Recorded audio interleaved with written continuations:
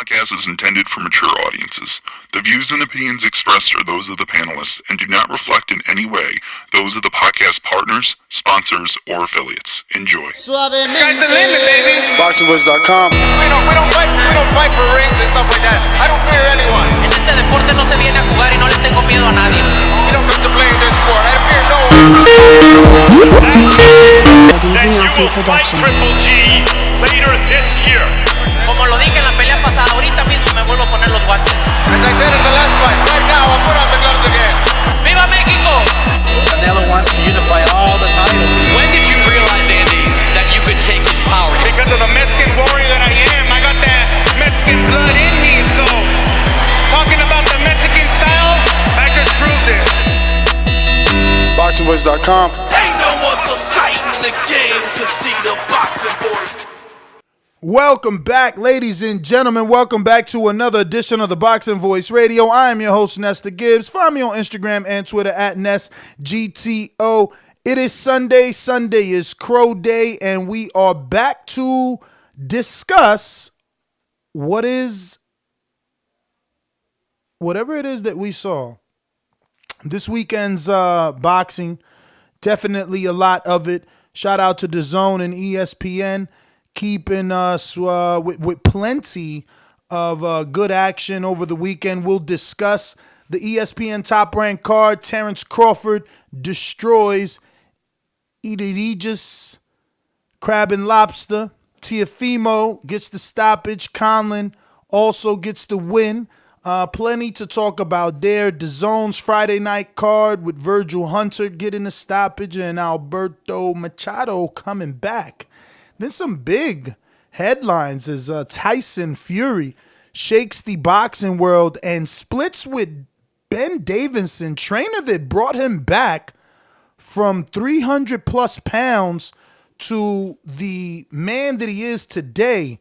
They split. We'll give you the details. And I mean, again, Dazn continuing to impress. They have signed Mikey Garcia. That is rumors of a one-fight deal. But Dazn doing anything again. A lot of other news and notes to touch on. We'll get into that. But yeah, man, thank you if you're tuning in. And if you're just joining the live stream, don't forget to hit the thumbs up button as it helps with the visibility of the show. Might as well get it on out the way right now because we're going to be debating. I'm pretty sure we'll all feel differently about the weekend's developments. So if you can, hit that thumbs up button, share the show. It helps with the visibility of the show, and it will continue to ensure that we're around here multiple times a day, 7 days a week. I'm going to head on out to Indiana to my co-host. I speak it, believe it, receive it. Speak it, believe it, receive it. Speak it, believe it, receive it. I can't say it enough. I speak it, believe it. With the stamp, 2 attempts, handed bands over. Sicko hit, shot and miss, 2 to stand over. Turn up. Breadwinner, huh? Look who in the building. Let me check my Instagram. I might be at 1 million. And I'm in. BoxingVoice.com. Yo, what up? Welcome back to another edition of the Boxing Voice. Shout out to everybody out there in TBV Nation. And, man, my bad, TBV Universe. Man, I'm just thinking about that fight that I seen last night, man. Oh, my God. I just got done rewatching it, you know what I'm saying? One thing I have to say, man, Terence Crawford is a mean dude in that ring. I know he may have had some controversy in that fight, some adversity in that fight, but hey, like a true champion, man, he found a way to win. And most importantly, Mr. Teofimo Lopez, I am sorry for even doubting me, bro. My friend, my brother, I mean, golly, went out there and blasted out Richard Commey. Definitely made a statement last night, put everybody at 135 on notice. And, yeah, man, we got a lot more to talk about. But what's going on, Mr. Gibbs? What it do, bruh? What it do? You been ducking me something nice. I've been ducking you. Bruh, I told the world, man, I wanted to do live fight chat, put it in the chat. You just ignored that message. Yeah, my nigga, because you waited till like motherfucking an hour before. Now, I done made 4 live fight chats. I waited till Conlan. I made 4 live fight chats last night. So I'm just like, if we was going to do it, I would have wanted like some notice. But because I had T.O., Crawford, Holloway, and Usman, all back to back to back to back. So I was working last night. No, I hear you, man. I totally hear you. I'm pretty sure that you and I spoke, and I made it clear I wanted to do Crawford. Then I did text you in the chat and said, yo, live fight chat during the Conlan fight. So I think it was adequate you said time. The only reason you watching the card was Teofimo Lopez and Commey. He said if it weren't for that, I wouldn't be watching. So I took that as nigga, you weren't watching the main event. No, yeah, but I wanted at least the Teofimo fight. I thought we made it clear we was gonna do a live fight chat on that. But it was cool because it ended so quick. But like you and I both like agreed live fight chat on that.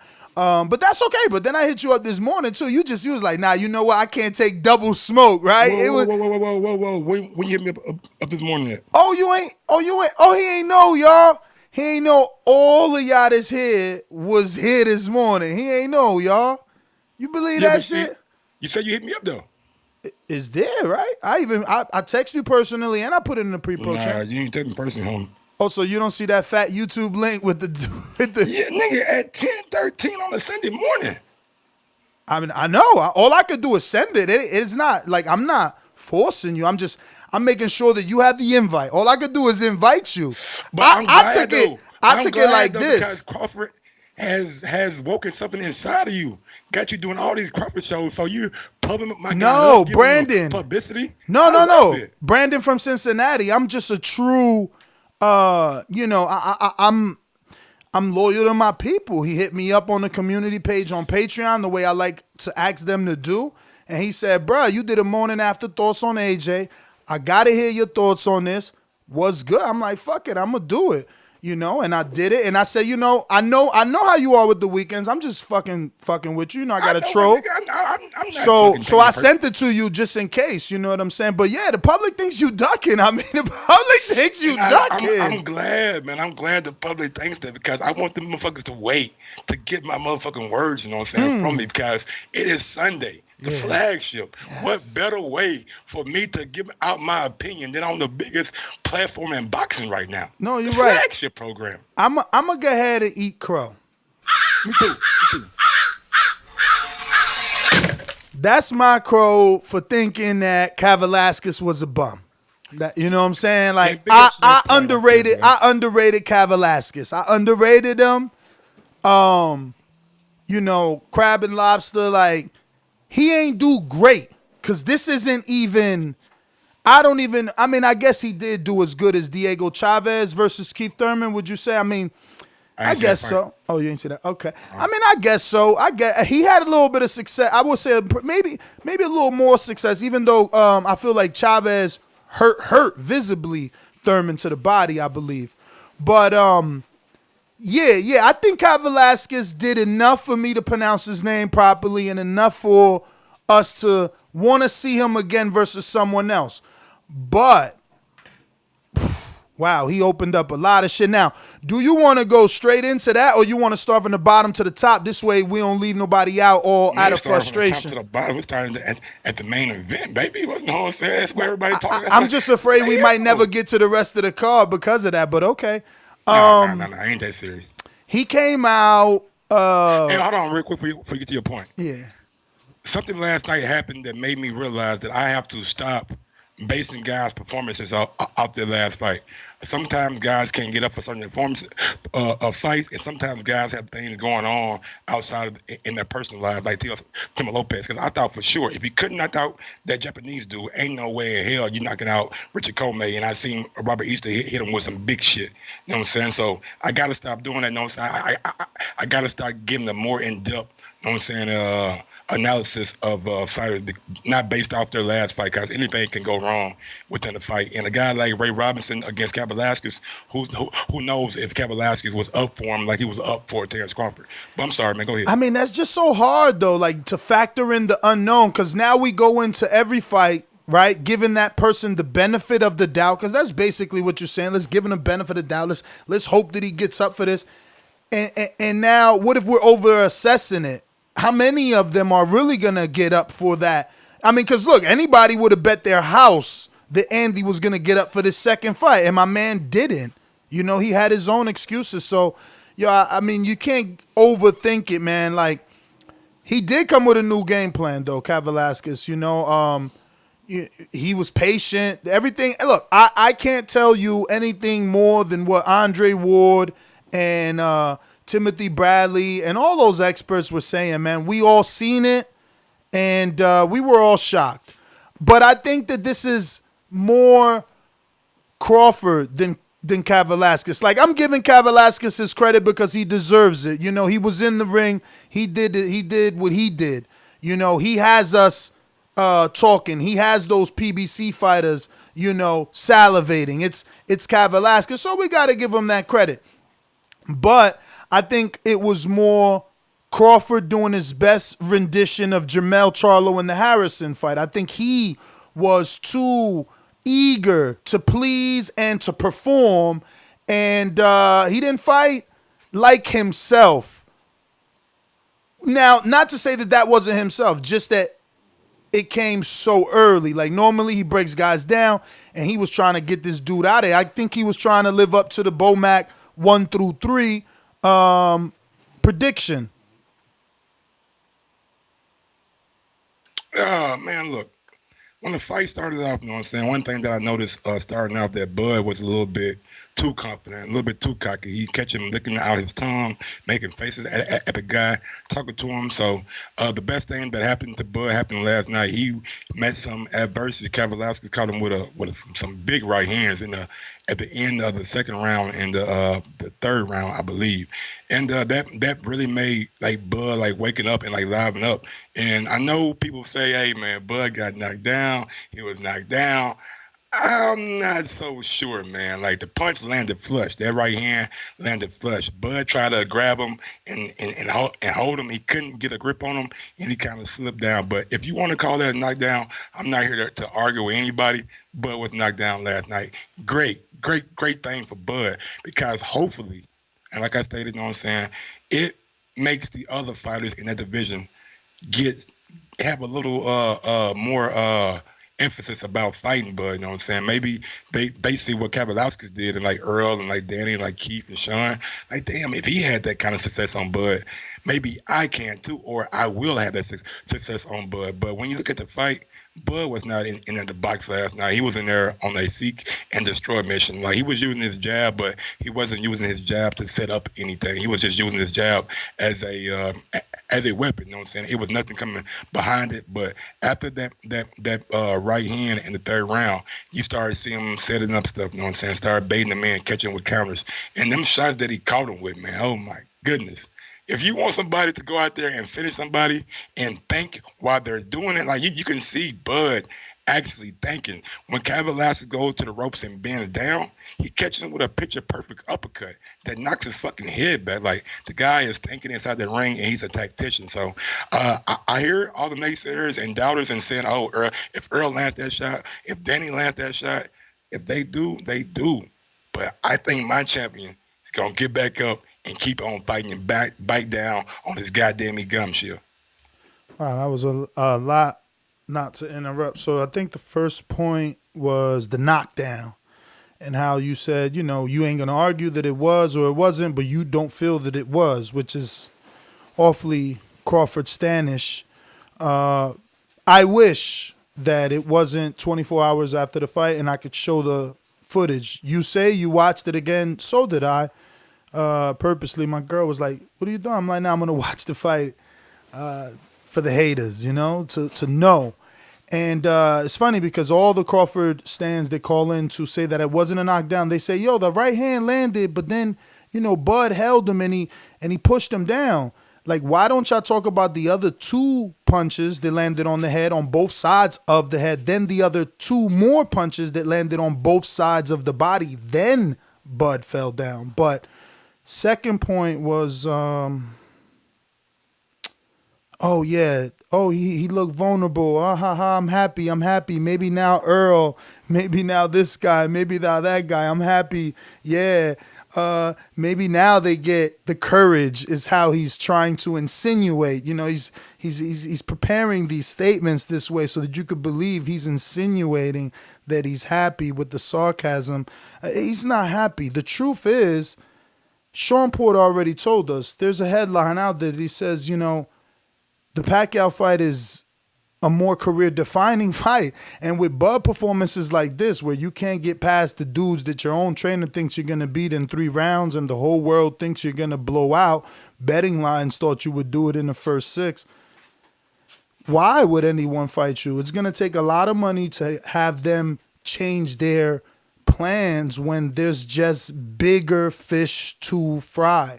Like, one Pacquiao fight will put someone, one Pacquiao win will put someone first ballot Hall of Fame. You know, one Earl Spence win since he's unified definitely puts your name in the conversation for first ballot Hall of Fame, you know, at least in the conversation. I'm not saying just beating Earl gets you that, but in that conversation, you know, beating Danny, you know, you get in those conversations. So I just don't see, like, we're still saying this guy needs to fight someone, and if he hasn't done that yet, I don't see why all of a sudden those guys get a feather in their cap for beating him. We're still waiting for him to prove he belongs with the other guys, but he did show me what I like to see. Dog. He's a dog. He want to fight. He throwing all his power into them punches. You can see that when he misses, and that's why I want Danny Garcia next. Give me Danny. I think Danny could sleep this dude. He could probably beat Danny because he's more active. But if you letting Crab and Lobster time you, Danny is the king of timing. Danny's an Audemars, you know what I'm saying? His heart's a Rolex. It don't tick. It fucking just keeps spinning. You know what I'm saying? I got to see these fights. If you told me Crab and Lobster could hit you with a 1-2, the 1 made you blink, the 2 had you fucking leaning back like Fat Joe, what in the world would Sean do? And this is why I'm saying we have to see these fights. We can't just, oh, he's pound for pound. Oh, he's pound for pound. He's pound for pound. Everybody you interview, everybody you ask, ha, ha, ha. He's pound for pound. They all, you're stupid. Ha, ha, ha. Where the fuck is the pound for pound performance then, bro? I'd rather see the fight. Let me be stupid. I still want to see Danny. I still want to see Sean. I still want to see Keith. I still want to see Ray Robinson. Go get Ray Robinson first, even though he got Busbutin. But I'm sure he'll drop out of that mandatory if y'all offer him some cha-ching. You done? I mean, I'm just, okay. It was a lot to unpack right there. In one breath, you say that why would the guys fight Terence Crawford when Kavaliauskas has some success on him, and he has to prove that he belongs with the guys. But in another breath, you says, I would love this fight. I would love to see Danny in there with Sean. But like, which one is it? You know what I'm saying? I've got to make our mind up on that point. Second point is, man, truthfully, honestly, I am happy, bro. Like, that's, in my opinion, live immediate reaction. That was my first reaction. Yes, he looked vulnerable. And we all know in the boxing sport, when guys look vulnerable, other guys start looking at him like, hey, man, yeah, I want that fight now. You know what I'm saying? I can do something with that fight now. And I'm of the mindset, make these fights. I'm happy with it. And that's like, bruh, these are the fights that I want to see, the best fighting the best. And you don't think Terence Crawford is one of the best in the division. So that should be an easy fight, an easy belt for one of those guys on the PBC stable to come over here and get. Right or wrong? Like, I mean, are we going to push for the fight, or are we going to say, nah, Terence Crawford needs to fight somebody, but he can't fight anybody from PBC? I don't get it. My energy's the same, man. Charlo needs to fight somebody. Andre needs to fight somebody. Terence Crawford needs to fight. I'm the same. They call me biased, but I'm the same, man. My energy's the same. The man needs to fight somebody. Anybody in front of him shouldn't be looking backwards. He didn't make that happen. You see who's looking backwards? Vergil is looking backwards. Why? Because Teofimo on the undercard stole the show. You know, they were there for him. They cheered for him. He stole the show. Vergil was there to see him. You know what I'm saying? He's talking about Teofimo like Teofimo stole the show. That's what happened there. Everybody, even the announcers were saying that was the true main event. Yeah, to say Vergil was looking back because Teofimo stole the show was kind of not leading the audience in the accurate I don't know if you understood me correctly. What I mean by that. You know what I'm saying? Because we all know. I'm just saying maybe you didn't interpret it properly. Maybe you didn't interpret it properly. What I mean is, Vergil is the king of the division, looking back at a prospect. That's what I mean. That. I totally get that. You say he's looking backwards, but I don't think he's necessarily looking backwards, more so than Top Rank is looking to make that match. You know what I'm saying? They've been talking about that potential fight with Teofimo Lopez and Vasil Lomachenko before Teofimo even got the belt when he beat Commey last night. So who have they been talking about longer, though? I can't finish, though. Okay. All right.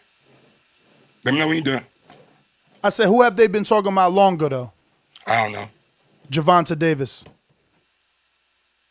But he's on a different side of the street. And? Quote unquote. I'm just showing that they've been building. And Leonard Ellerby been on record saying that the B side can't send the A side offer. No, you're right. That's why Vergil was on record yesterday. I don't know if you've seen that because you were so distraught with the Crawford. Vergil was like, after I beat Teofimo, I want Gervonta Davis, even though it's across the street. We talked about this morning, that show you didn't show up to. Yeah. The one I missed, the one I was doing other shit for. You're right. Yeah, absolutely. But again, are we gonna not push for these fights, or are we gonna just point the finger at Crawford and say he's not gonna fight anybody? Is that addressed to me or rhetorical? I mean, just in general. You know what I'm saying? Because if it's to me, like I said, my energy's the same. Charlo needs to do something. Really Andre needs to do. Because you just said live on air that why would these guys fight him? And then you came back maybe like and said that I want the fight. 40 seconds later, said that I want the fight. Yeah, just like Mike, just like I'm sure you want to see Charlo Canelo, right?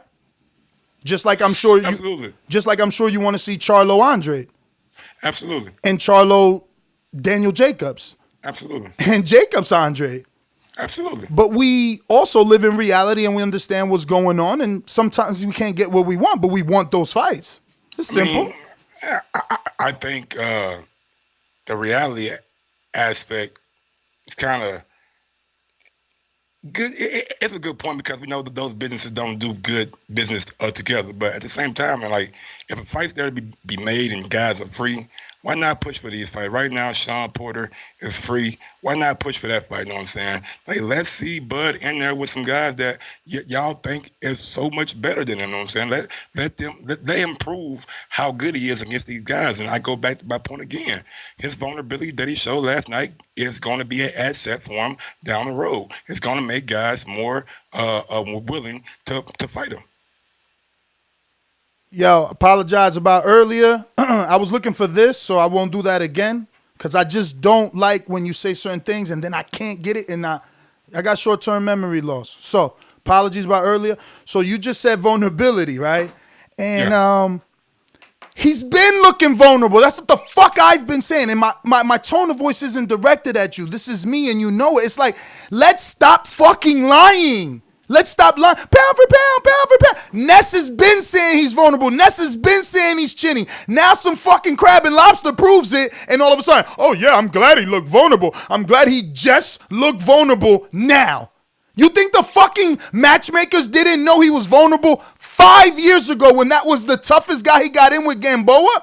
You guys are blind. Blind. My nigga, if you fight long enough in this fucking boxing business, no matter what fighter you are, you're gonna get hit. No matter about who. You are going to get hit. It is the sport of boxing. Just like if you play basketball, Michael Jordan got crossed over. Kobe got dunked on. Like niggas, LeBron got dunked on by a high schooler. Fucking Jordan Crawford, Jamal Crawford's little brother. If you play this sport long enough, if you play sports long enough, you will look vulnerable at times. But it's up to you.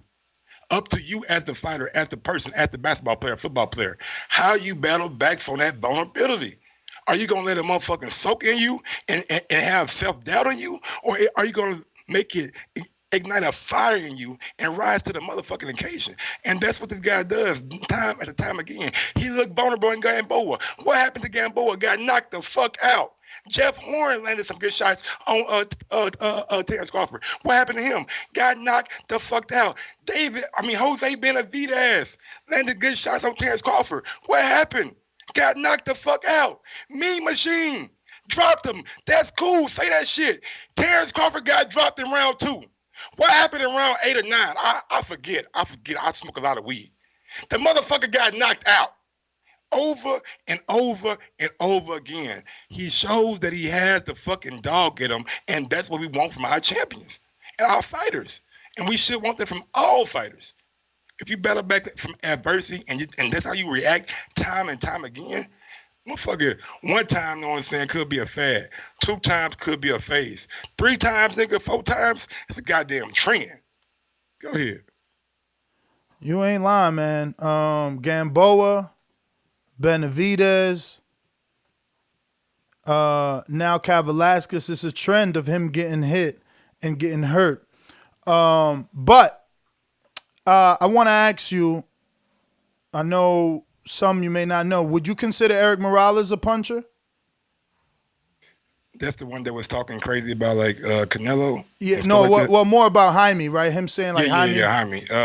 I really don't know much about Erik Morales, but I know he caught Danny with some shit, right? But you've heard? Have you heard like that he was not a puncher? Just heard. No problem. Kendall Holt. You've heard of him? No. Amir Khan, puncher? Nah. Zab Judah, puncher?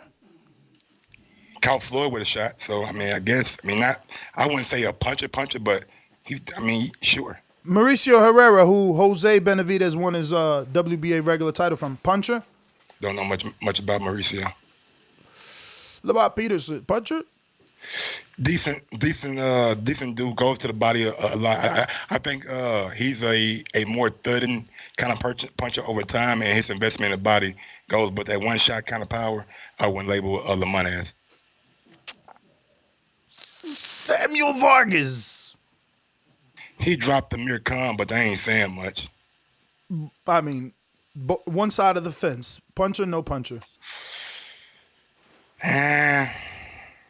But I'm glad you said he dropped Amir Khan. I mean, shows some sort of power. Okay. Keith Thurman. Yeah. Definitely a puncher. Okay. Definitely a puncher. Sean Porter?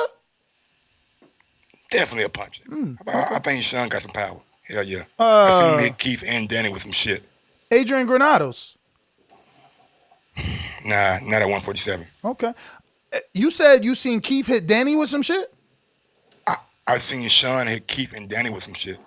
Okay, Sean hit Keith. That fight with Danny and Keith, I thought Keith won that fight comfortably. He took off the last 3 or 4 rounds. Did you see Danny hurt?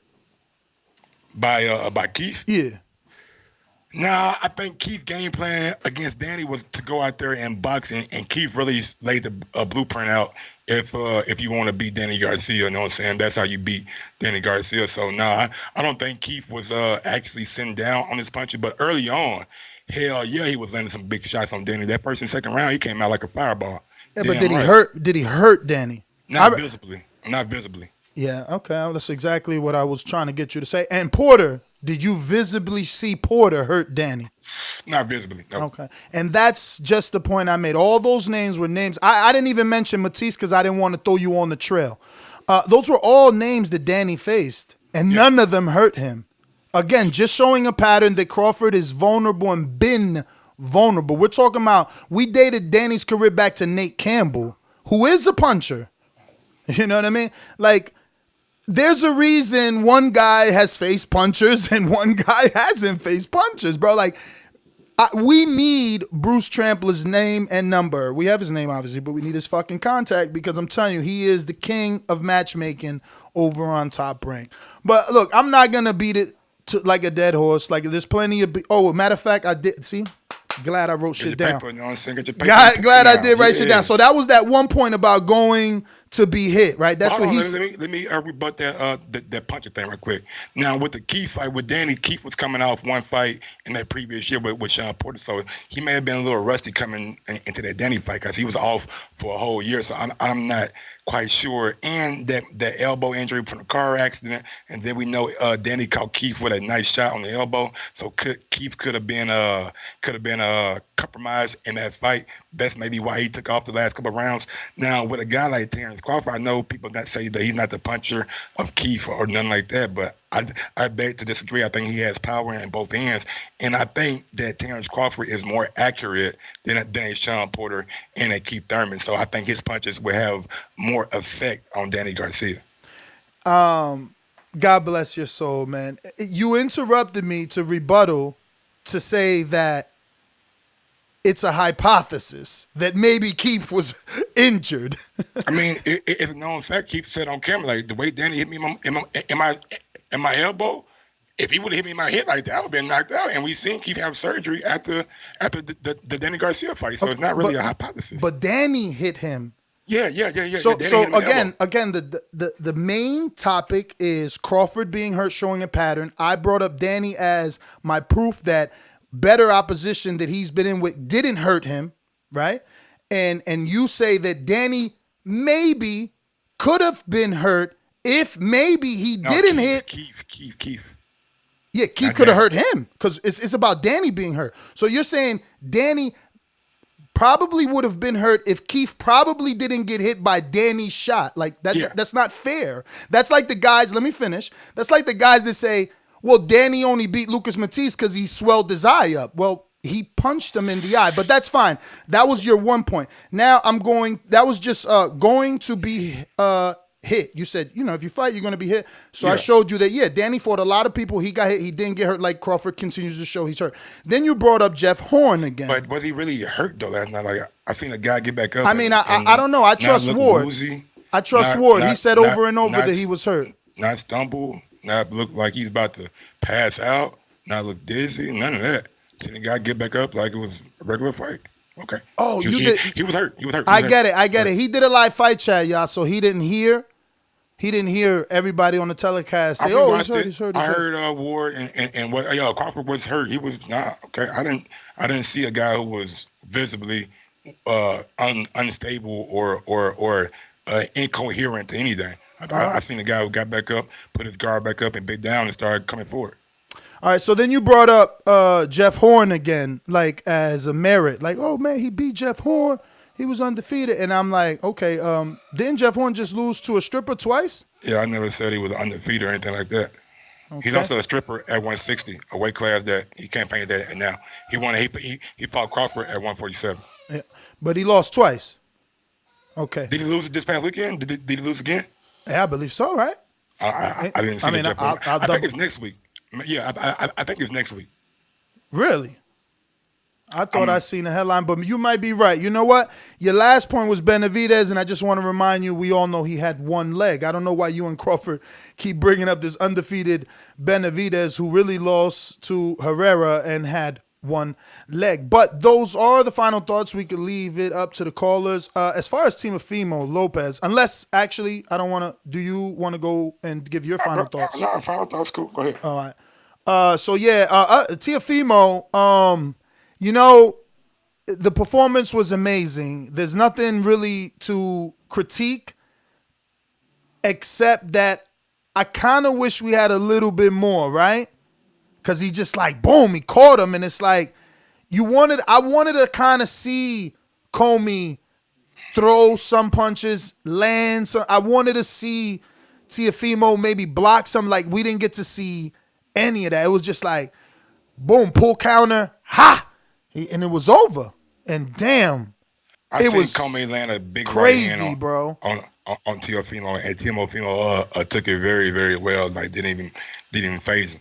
And that's all, man. Teofimo showed me enough last night, bro. That you don't do that, you know what I'm saying? To a dude like Richard Commey, but like do this battle test, you know what I'm saying? Been in there with Easter, been in there with Beltran, been in there with Shekakov, and you know what I'm saying, got robbed in that fight, you know what I'm saying? But Teofimo, bro, dude is the real deal, man. Like, I don't need to see anything else, you know what I'm saying, to let me know that Teofimo is the fucking real deal. Like, Richard Commey was a credible opponent, world champion, you know what I'm saying, had a lot to fight for, and Teofimo just went out there and took it from him, took his motherfucking heart from him, you know what I'm saying, and that punch was picture perfect. What can I say? Yeah, I mean, again, it was. I just wanted to see a little bit more of a fight. Like, I wish he would have done that maybe in the 5th round just to see them both get warmed up. But why do always say he don't get paid for what? Yeah, nobody gets paid for going rounds, bro. I get you, man. I get you. It's just that whole caught cold thing. You know what I mean? That's that bullshit you got to deal with. Glad to see him bounce back, you know what I'm saying, from that adversity that he was going through in his first fight, you know what I'm saying? Like I said, people go through shit out the ring, man. We don't even know, you know what I'm saying, outside looking in. And that's tough to go through, you know what I'm saying? But he a world champion now, man. 135, like, damn, it's getting hot up there, man. A lot of young lions at 135 getting these belts. Devin Haney got one.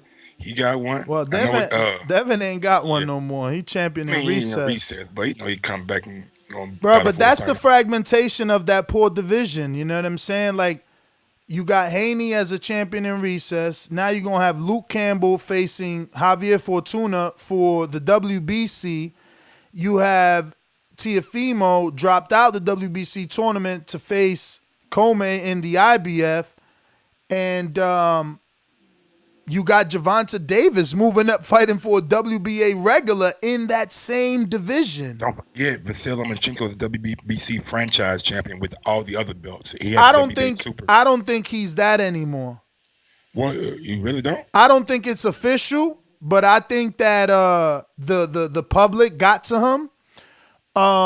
If you notice, they didn't even put WBC nothing yesterday. It was just IBF, WBA, WBO. They ain't put nothing at all. And they didn't call it undisputed. They called the unification. I think he realizes the truth. You can't fucking vacate and be undisputed, nigga. We always gonna know that belt ain't there, and we always gonna say it. And I hope y'all realize that is because we've been screaming at the top of our lungs. Now, it's a long shot. It's a hunch of mine. But the energy sure feels that way. He done came out, verbally said he never asked for that shit. He didn't know that. You know, he never vacated, all this stuff. And now they're no longer showing it. And you know, again, thank you, ESPN, for finally getting it right. After 3 times showing Lomachenko's record, you finally put yesterday that he had a loss again instead of a draw. Yeah, that's pretty cool. But, yeah, man, Teofimo, bro. I want to see the fight with Lomachenko now. I got him, in my opinion, he probably would beat Lomachenko. I think he's a bigger, more natural 135er. Got the one-shot kind of power that makes people have an adverse reaction every time they get hit. Lomachenko, man, we've seen him get hit by Linares and my guy Pedraza and Luke Campbell even, you know what I'm saying, landed some shots on Loma. We've seen his face kind of red and puffy.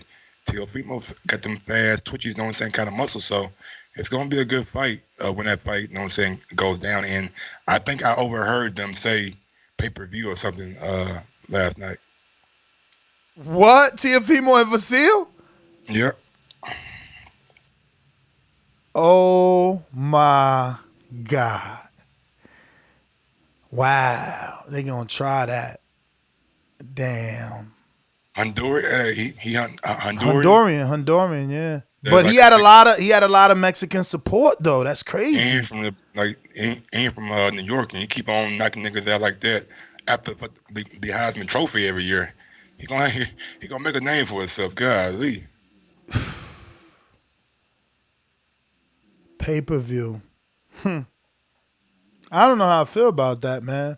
I get they gotta start the whole Loma pay-per-view up so that they could do it with Gervonta. Either Loma or Teofimo, one of them is going to have to be the pay-per-view catapult. I'm just so mad, man. I'm so mad that this is how boxing is. Like, this is how it worked out, bro. Like, none of these dudes, Tank, Haney, Teofimo, ain't fighting each other. That's crazy, bro. That's crazy, okay? They all about to be, you know, Teofimo the only real champ. Like, the other two got regular champ belts. It's crazy, and that's what I'm saying. Like, who am I to call that shit a regular champ? That's what I'm telling you. They had Brandon Figueroa the other day on TV. You giving out turkeys and shit with his belt. Bro, I feel I be getting nervous calling niggas regular champs at this point. Somebody gonna get at me, you feel me? Because you paying them sanctioning fees. Yo, the way Haney explained to me, it's the same belt. They don't even send you a new one. Interim is the real belt. Like, nah, dog, you just keep that. You know what I'm saying? We elevated you, that's you. You know what I'm saying? So, no new belt, you just like, man, you good. Nah, because if you look up interim, it is the same thing. It's the champ. Like, I'm telling you. So, I just wish they could fight each other, man. I know, I hear people saying Teofimo duck Haney. Nah, and in a way, yeah, because when they was going to fight, no one was going to have a belt. So... It ain't make sense then. Yeah, but that's fake to say it don't make sense. Because now, what's the difference? They both got a belt. Bro, I don't expect them guys to fight ever. Ever? No. I think it might, in my personal opinion, it'll be when they are at 147. But we got a super chat from T Plums 101. F. What anybody saying? You don't get beat up on purpose to appear vulnerable. Wackest narrative ever. Fighter was tougher than expected, period. I never said that he got beat up on purpose, first of all. But maybe he wasn't talking to me. We got a one coming from Sergio Gomez. I want to see Tank versus Teofimo. And T Plums, if you remember what I said, he came in too cocky, too arrogant, and got humble with that punch in the second and third round. That's what I said, T Plums. Let's go ahead. I'm sorry.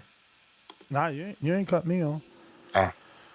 You ain't cut me off. But yeah, man, I do want to see them fights. That came out with motherfucking Fat Joe. Oh, Edgar Berlanga? Oh. He big too. But we're gonna get to him. Michael Conlan gives UD over Vladimir Nikitin. Bro, they need to serve him up to Shakur, man. Why they playing with this dude? Why they still trying to act like, what are they doing? I mean, but I ain't gonna front. He had a lot of fans there too. He said some shit into the crowd and everybody went crazy. So he's selling tickets. I ain't gonna lie to you. His punch selection did look. He was going to the body well. You know what I'm saying? Using that southpaw. You know what I'm saying? He had good boxing skills. That dude ain't it, Mike. Yeah, he was the opener, and it was pretty boring. My nigga, I was like, damn, he gonna knock him out. You know what I'm saying? But they're talking about doing something on St. Patty's Day, which is a Tuesday of next year. So it's gonna be a boxing match on a Tuesday or Wednesday or something like that. Bro, anytime I hear the St. Patty's Day, that's just propaganda. They just trying to sell tickets. Like a badass card, boy. Ain't nobody gonna Google that. Just tell me when he facing Shakur. He the mandatory to Shakur. He talking about 12 months. I'm telling you, boy. Yo, Shakur need to go over there too. Just let him get Ireland home. Like, just go ahead and get an international. I mean, don't do that, man. He already had bad luck in the Olympics, man. But yeah, Edgar Berlanga looked good. He's been looking good. He extends his KO streak. First round, though. Josue Vargas, man. He got the unanimous decision.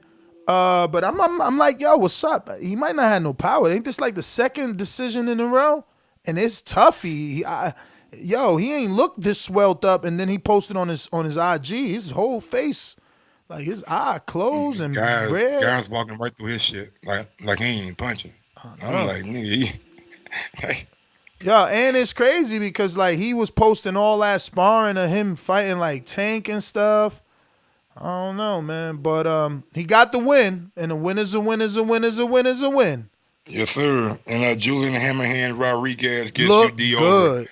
That's crazy. That was a UD though, right? I know, but the way he was punching, he was my man hard. was taking everything Rodriguez had, bro. Yo, Rodriguez has been impressing me on his comeback. Shout out to New Jersey, brethren. And he got snap on his shots too, Ness. Bro, like, his he got jab his hips and everything in like every shot. Like, the motherfucker look good. His jab, he's stepping in with that jab shit, and he's doubling it, bro. The left hook.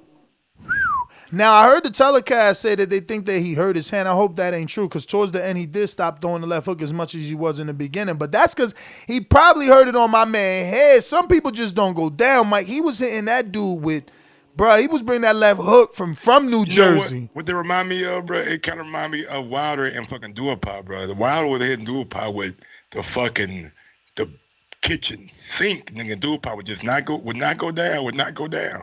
And that's how dude was last night. Like the hooks and the jab and like everything had some power on it. You know what I'm saying? From Julian. Everything did. And when it landed, dude was just ate it, kept on coming. Ate it, kept on like, damn, is he gonna even be hurt? Make me think, you know what I'm saying? He looked good, but I don't know. What division is he in? That's a good question. Cause I'm gonna Google him, but let's move on to Dazn. Joe Ortiz, that motherfucker right there, boy. What can I say about Bird? I watched that shit live, man. That dude is a Brad. Look, shout out to Brad Solomon. He came there for a fight. You know what I'm saying? He was there.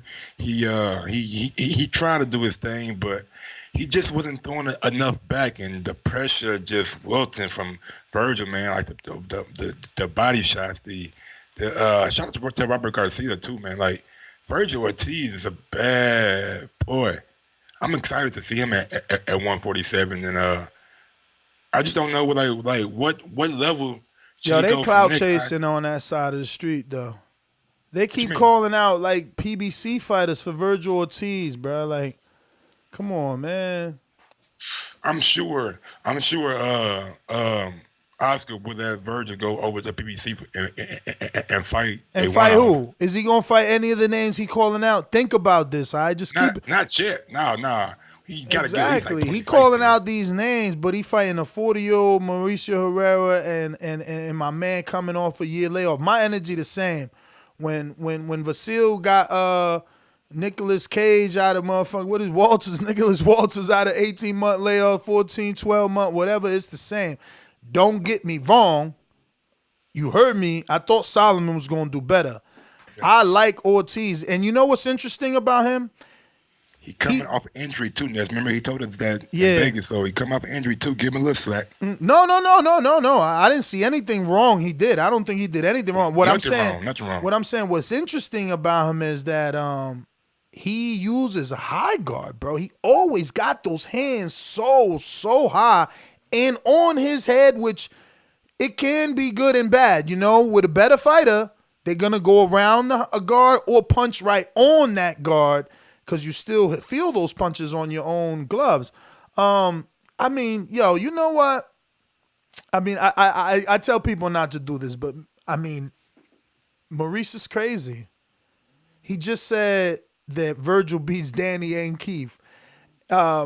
And yeah, maybe in the future, bro. Maybe in the future, man. Right? Yeah. Right now, it's too soon, man. I know. Jesus Christ, we don't even know if he can knock out, like, you know what I'm saying, the level of fighters, you know what I'm saying, Danny has exactly. Like Keith was looking fantastic when Keith was this age. He was looking fantastic too, and then he got up there and the knockouts dissipated. We got to see, is he gonna keep having the power? Like, you guys be jumping the gun. Let him start beating some champions. You know what I'm saying too. Like, I don't care what kind of champion you is. Like, if you be a champion, then you keep on being champions. You know what I'm saying? That shows some kind of mettle. But I think he's kind of premature to say that he'll be Keith and Danny right now. Tell me about it. So, I mean, what else we got? Alberto Machado. I ain't even watched that. Loses Peraza, caught him with a body shot. Did he miss weight, though? He missed weight, too. Machado miss weight? Yeah. I thought it was the first time at 135. And I'm pretty sure he missed. I told you, he was on the wasn't this the car where everybody missed weight, I said? Yeah. And Bernie said before he left, he was underweight, but then when he got there, he was over a pound. It took him like 15 minutes to lose. So yeah, no, they all had to go for a run, you know, which is crazy for Machado, you know what I mean? But, you know. That's why I don't get it, you know what I'm saying? Like, to me, man, if everybody missing, bro, you guys should look at your No, but it wasn't everybody. It was like 3 or 4 people on the whole card. 6, I said 6 that day, exaggerating. It was like three or 4, maybe just 3. But I feel like it was 3 in a row, though, so it could have been 4. You feel me? I feel like I know it was main event. I know it was Machado, so then that means it was Alex Rocha too, or someone else. You know what I'm saying? Maybe his opponent. I don't know. But I know it was co-main and main. I'm like, what the hell? But yeah, man, you know, that's pretty much it for that card. Unless you trying to add something, I ain't even watch Alex. That's it. I ain't see the Alex Rocha, but he get a TKO over Roberto Venezuela. Number 3.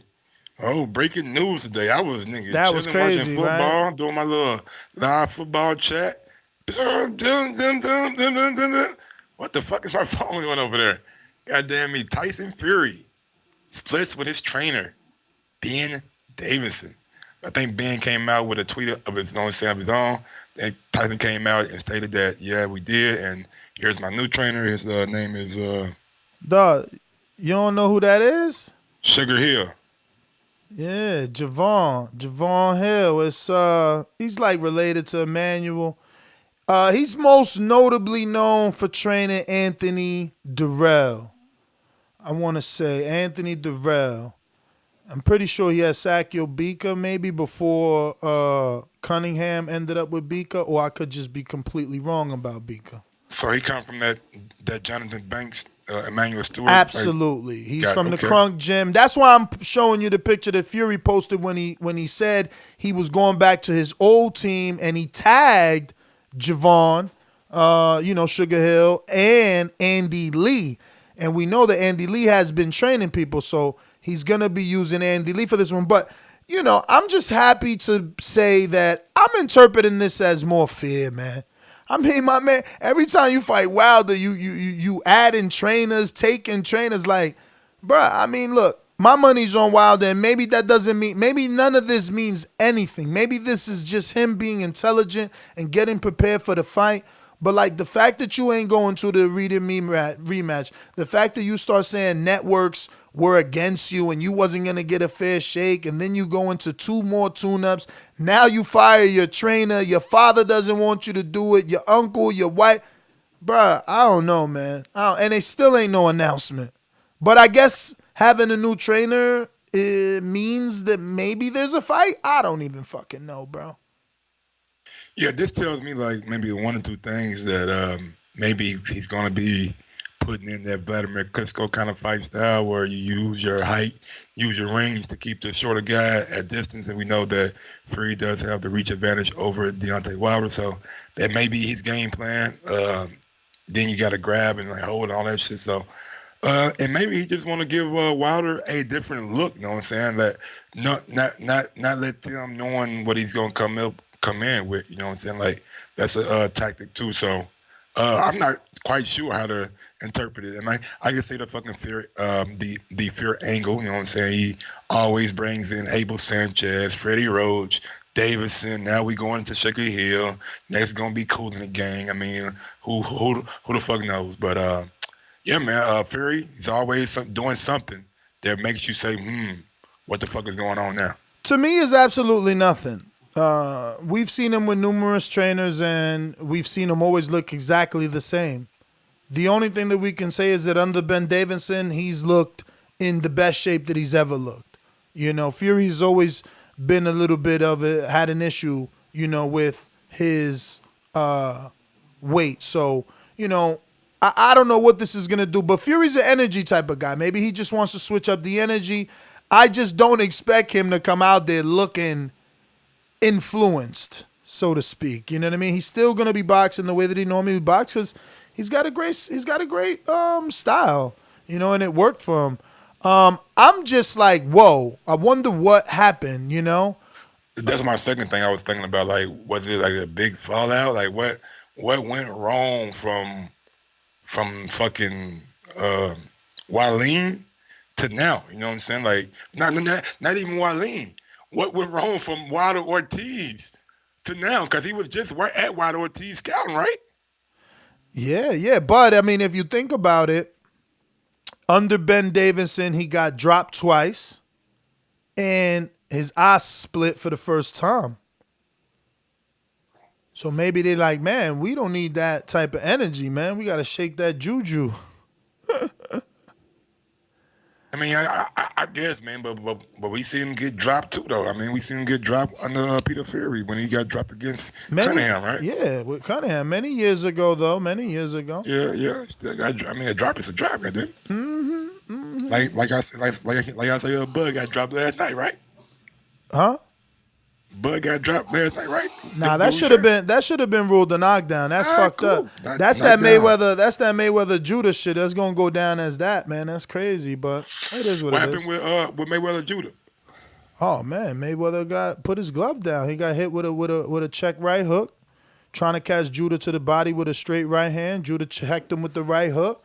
Mayweather went back, dropped his glove, and the ref did exactly what they did for Crawford. Nah, that ain't shit, bro. Shake that shit off. Hell, let me dry them gloves. Let me clean that shit, you house fighter. I got you. Don't worry about it. You good. We got you.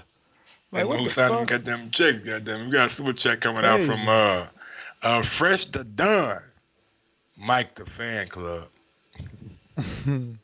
We got one coming from Kevin Williams. Danny would hit that boy when a body shot is over. Shut your ass up, boy.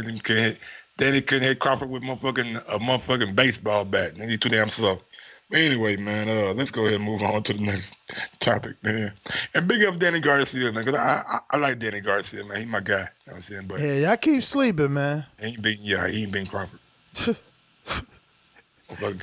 Just like you said, Kavaliauskas wasn't gonna last 3 rounds, man. Let's just talk about some good news. No. Let's go back to the tape because I did say that I could see it ending in the first 3 rounds, but I felt like Crawford would get the stoppage in the round 8 or 9. I said that live on the show Thursday night. Okay, so you gave yourself a back door to jump out of, but you still said first 3. I could see it ending in the first 3 if he came in fighting like he did against Ray Robinson. Those are my exact quotes. First 3 took a knee. We going to Garcia, Mikey. Ooh, Mikey out here getting that bread. Checks. Yo, getting cash, man. I mean, there's a lot of nice avenues Mikey could go down this route, but this is a money move, man. This is a money move, bruh, and he don't want no smoke. He don't want no smoke. How you gonna leave PBC for DAZN when there's no welterweight smoke on DAZN? So I don't even. Would he moving back down to 40? He gonna go fight Josh Taylor? That's got to be it. Maybe so. That'd be a good skirt right there. That'd be a good fight. That'd be a big fight too. Could be a possible fight that they'll put on over in like England or something like that. You know what I'm saying? You bring MTK Global in with Eddie. And you broke a deal like that. I mean, I could see Mikey wanting to build his brand over in the UK and getting that UK fan exposure. I'm gonna give him the benefit of the doubt and say that because in the past he's like, yo, I don't just want meaningless fights. That's why he was fighting Earl. Like, I'm trying to, be great is what he says. So I'm gonna assume he's going over there for this guy for Josh Taylor. Possible Haney, because Haney's moving to 40.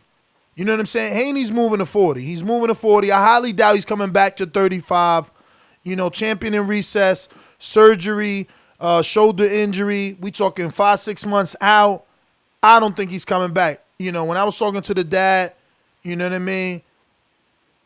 It was like, yo, we ain't staying at 35 unless it's a real fight. You know what I'm saying?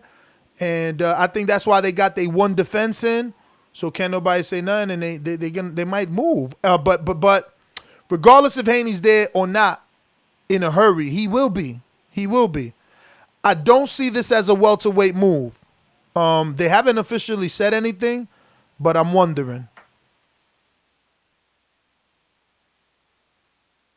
Oh, I thought when you gave me the finger, you meant you wanted to talk. You're on mute, right?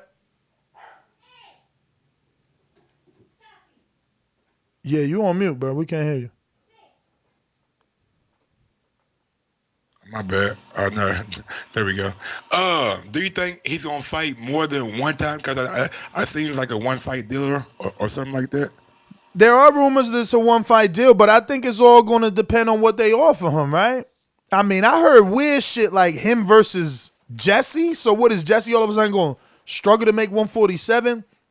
I seen other things about him versus Brooke. Again, is Brooke going to struggle to make 47? I don't know what this means, but they say his fight's happening February 26th. That's official. February, Matchroom sent me a press release. They said February something. February 29, 2020. Mikey Garcia got a conference call on Wednesday to announce the opponent. So it must not even be a real opponent. If you already got a date and a conference call. Come on, bro. You know. They know they're gonna fight. This deal been in place. Eddie probably spoke about this shit a long time. I hear you, but it can't be a real opponent, Mike. You don't treat a B-side that they treating a B-side even worse than the B-side. How you gonna tell me Mikey got the date, Mikey got the fight, and we still can't tell you who it is? Mikey gonna have a press conference and we still ain't. It's a tune-up. He need a tune-up too. They said maybe Josue Vargas. Again, that's a tune-up if you bringing him down to 47, Mike. My man just fought at 54. He did? What? He fought Humberto. Yeah. Shout out to Humberto Soto, man. But how long ago was that, Mike? You fought at 54. How many months ago? Imagine trying to get to 47 now. You acting like Jesse out here in the gym. I thought he fought Delorme at like 47, though. That was his first fight with DAZN back in Chicago, man. You wildin'. I mean, he only had 2 of them. Exactly. And the last one's at 54. So what side of the weight you think he on? High side or low side? Shit, I don't know. I think Jesse go from 44 with Broner, 47 to 54. So I think Jesse can do anything. Hey man, if you don't think Jesse coming back down in weight is a bit of a handicap for Mikey, like then okay. But I think if they give him Kell Brook or Jesse at 47, they giving him a bone. They throwing him a bone. Brook at 47 gonna be tough though. He a big 47. Just a matter if his stamina gonna hold up. I just don't think them guys make 47 comfortably and it lasts for 12 rounds, man. I don't see that. That's what I'm saying. But if they go over there using that nasal spray and shit, and he fighting over there. Yeah, I mean, this is a DAZN signing or is it match? Let me see what my thumbnail got. I think it's a DAZN signing. Welcome to the team. Oh, yeah, Matchroom, Sky Sports. I would say DAZN too, though. Okay, all 3 of them. So shit, that's good. That's good. Well, I mean, I'm just trying to figure out whether, because you mentioned, he could go over there, nasal spray. I'm trying to figure out, would he even be fighting in the UK? You know what I mean? Is Josh Taylor trying to come to America, making it like, if you Josh Taylor, this is the best American fight you could ever have. My man just fought on pay-per-view. This a platter right here for you, my nigga. This is like the springboard you in the kind of like the fucking everyday Mexican-American household, you know what I'm saying? Honestly, if you able to beat Mikey Garcia. Like Mikey Garcia get a lot of love, man. Like he ain't get like the love of a Canelo, but man, he gets a lot of love, bro. Like people love Mikey Garcia. He's a fucking likable guy too. Like he's all nice and like polite and shit. Honestly, I don't even know like if Mikey beats Taylor. I think based on what Mikey done, I think it's safe to say Mikey could possibly beat Taylor. Yeah, I think he could. I don't know, man. Taylor showed he was a big guy, and he already shocked us. I don't know, man. I don't know. I don't know. I wonder where Mikey's going with this. You know what I mean? Like, what's the plan? But that's what the callers are for, man. One fight though, like it's gonna be more than one, and we gonna just do this one off, and I'm gonna run back to PBC. I mean, look, the rumors are one, but you know how it is. It's like, yo, come here. Let me just do one. Let me show you how we can treat you. You know what this is? What's that movie? What was it? Any Given Sunday? Is it Any Given Sunday or what? One of them college sports movies where they always bring the college kid. I mean, he's from high school, but it's like it's time to play ball now. Talking about motherfucking he got game when they brought Ray Allen to that college and exactly he got all that ass. Exactly. That's what this is. This is like, yo, just let us show you how we do things. That's what this is gonna be. And it's up to Mikey to be what is this? This is a courtship. It's no different than a dude taking a girl out. DAZN about to take Mikey out right now. And if Mikey, if they go out on that dance floor and they cut that rug and Mikey like it, it's a wrap, man. And he gonna stay where he at. Yeah, man. If they doing right, so you definitely can probably see Mikey fight more than once over on DAZN. Wait, before we close it, let's just be real. I mean, it's safer. It's safer. It's easy money too, Ness. It's safer, bro. It's safer because look, he playing us. No, he playing us. All right, he playing us. He said, and that's why I said if he fighting Josh Taylor is okay, but if you fighting Jesse, I'm gonna tell you exactly what it was. He heard motherfuckers like you. You shouldn't get a Pacquiao fight coming off a big time loss like that and not doing nothing. Yeah, so go fight fucking Danny. Him and Danny would have been perfect. I'm about to go over here and get this bag, get this win. Yeah, so Pacquiao. Perfect. So you're insinuating that he's going back on his word. He told us he want meaningful fights. He don't want to just be fighting. I can't say that until Wednesday, until I find out who he's fighting. Cause I don't understand. Like if it ain't Josh Taylor, you get no passes. You could have fought Danny. Him and Thurman was something he talked about. He talked about that. Like, now you running away from all the work. But Danny got a fight date. Bruh, Danny got a fight date with a tune-up. He could be fighting Mikey next. Mikey the one way. It's been like a year since he fought. Yeah, Mikey said he got to get the cobwebs out. And that's why, see, my energy to fucking say I'm always right. Nostradamus. I told y'all, let's not fuck with that Garcia fight. This what he did. Quick pay-per-view, bag full of money, and now he out. He could fought Sean Porter. I thought he was a welterweight. No, he don't want Porter. He don't want Danny. He ain't no welterweight. He don't want Ugas. He ain't no welterweight no more. He could have at least fought Omar fucking Figueroa on a comeback. Come on, bruh. I hope he's fighting. I hope he's fighting Josh Taylor. Because if he went over there on a money grab, that's crazy. We begging for Bud to go over there to fight. You leaving. And get to these notes right quick. Deontay Wilder responds to AJ call out. The quote is, "It definitely has to happen. It will happen. But when will it happen? As a champion with the most prestigious, well-known belt in boxing, I am willing and able to put it up at any time." That's kind of shit, man. You like to hear from a guy like, I wish, like, that's the only little nitpick I got with Terence, you know what I'm saying? Like, last night when I asked who you got, you guys know who I want next. All right, come on, baby. Say the motherfucker's name one time for me. Let the motherfuckers know. Put them on notice. But I understand, you know what I'm saying? You don't want to keep on repeating yourself, so I get it. But that kind of stage, that kind of viewership, let people know, you know what I'm saying, who you feel like ducking you, nigga, and make a scene. And this is why I like Deontay, man. Terence Crawford is Tim Bradley 2.0, man. They happy with what they get over there. Personality-wise, not no, career-wise. Nah, man. Bruh, anyway, you right, Mike. You right. It ain't the same career-wise because Bradley got 3 fucking Pacquiao fights. Yeah, you're right. Yep, 3 of them.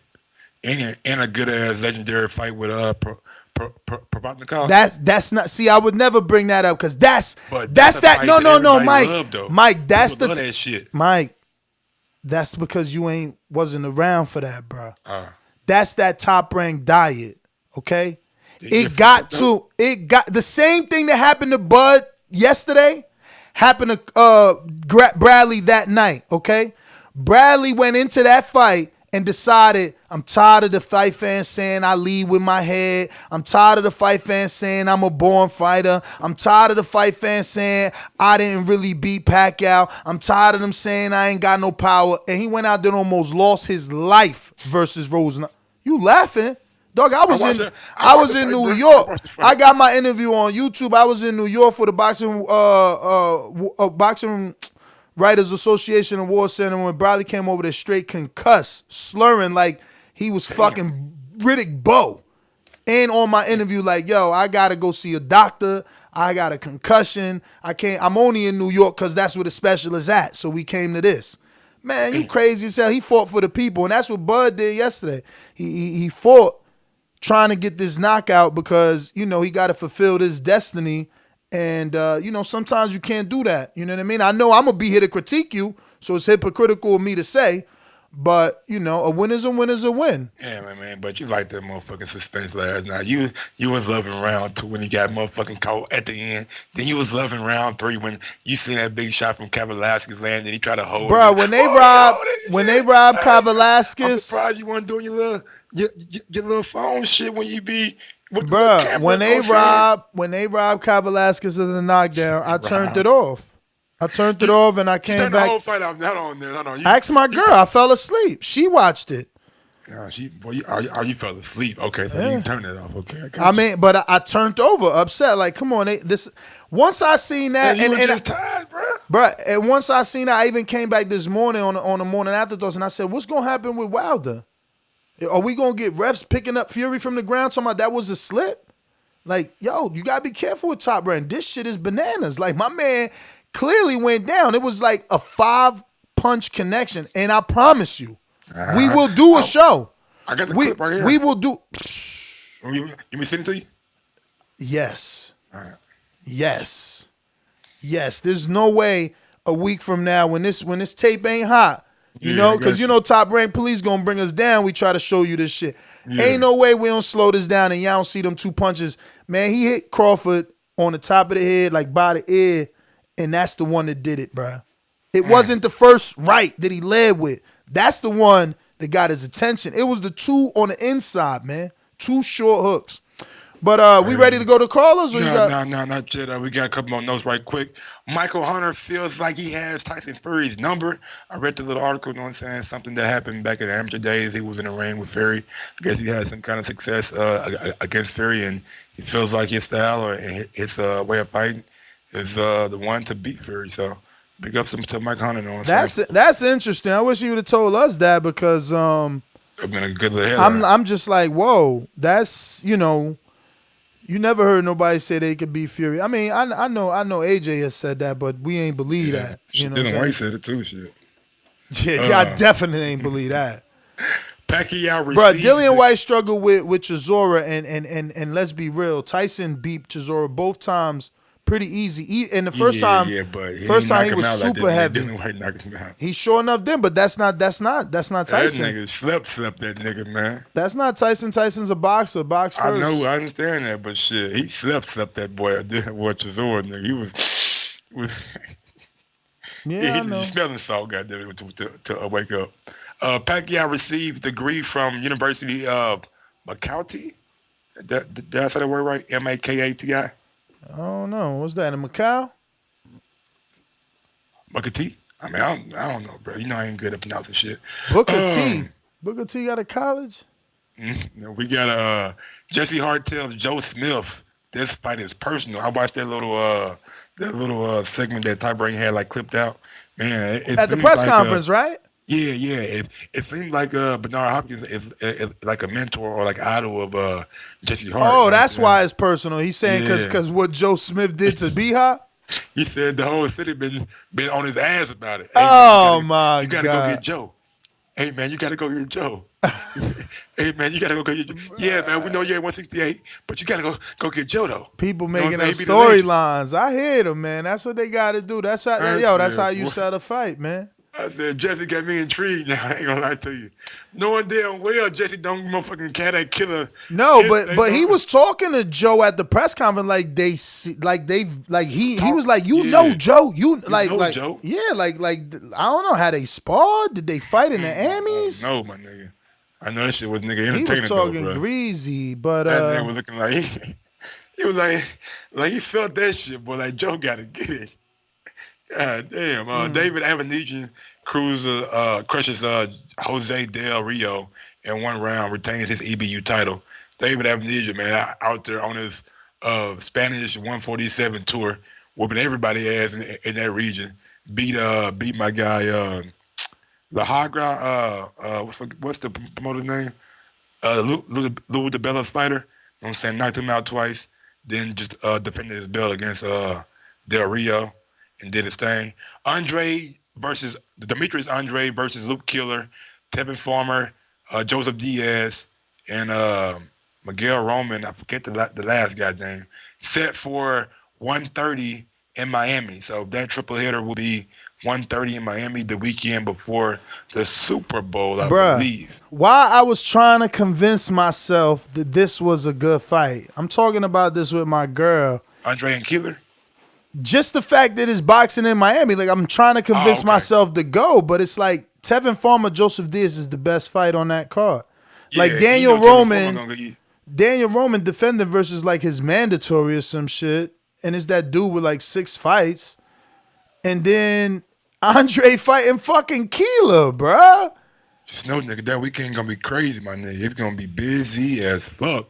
If that's the Super Bowl, the day before the Super Bowl, whatever, it's gonna be not even worth going, my nigga. No, real. I'm just saying. I know. I mean, it ain't worth going. That's the point, man. That's the point. I can't believe they doing that all the way in Miami. Like, they needed to add some fucking official shit in Miami. Like, damn, it's Miami, bruh. And we also got the return of Kell Brook in February. He's coming back in February, so that's another interesting little tidbit. If Mikey's fighting in February, Kell Brook is expected to be back in February. Could they possibly be on the same card? Or maybe fight each other? Mikey is crazy if he trying to use Kell Brook as a tune-up. I'm telling you, it got to be 147. They got to be squeezing Kell Brook down. Yeah. Ain't no other way. Fedor Chutinov dominates Hasim Endon for the WBA gold belt. So we got another WBA gold. I tell you what I'm saying. Man, them dudes is terrible, man. Got another champion. Terrible, bro. Terrible. Gold champion. Lastly, but not least, you know what I'm saying, the beautiful and elegant Clarissa Shields attended UFC 45 last night, and she's eyeing to face Amanda Nunes. But shout out to the outfit she had on last night. I was gonna say, you said the beautiful, bro. She did look different, right? Yesterday. Yeah. I was like, what the fuck? Beautiful, elegant, all that. Nah, but it was something like it was something different. The eyebrows, something. She had makeup too, but it was softer. Oh, she wouldn't have got her head done and the makeup did that. You know what I'm saying? She would got beat up. You know what I'm saying? Nah, but she also looked thinner in the face too. She looks more like, I don't know. She got a fight coming up. Yeah, in AC, right? What's that? Like, ain't that this month? I think it's in January, like January 11th, something like that. I'm not sure. But lastly, but not least, you know what I'm saying? Big ups and prayers out to Leon Spinks. Official statement from his family regarding his situation. Leon is currently in intensive care at Las Vegas Hospital, receiving attentive medical care to suppress prostate cancer, which he was diagnosed with earlier this year, and has spread to his bladder. So, man, yeah, just prayers out to the whole Spinks family, and hopefully, you know what I'm saying, he can get well from this, you know what I'm saying, and beat this damn cancer shit. That's Leon Spinks? Mm-hmm. That's crazy. I was just with him in Mexico.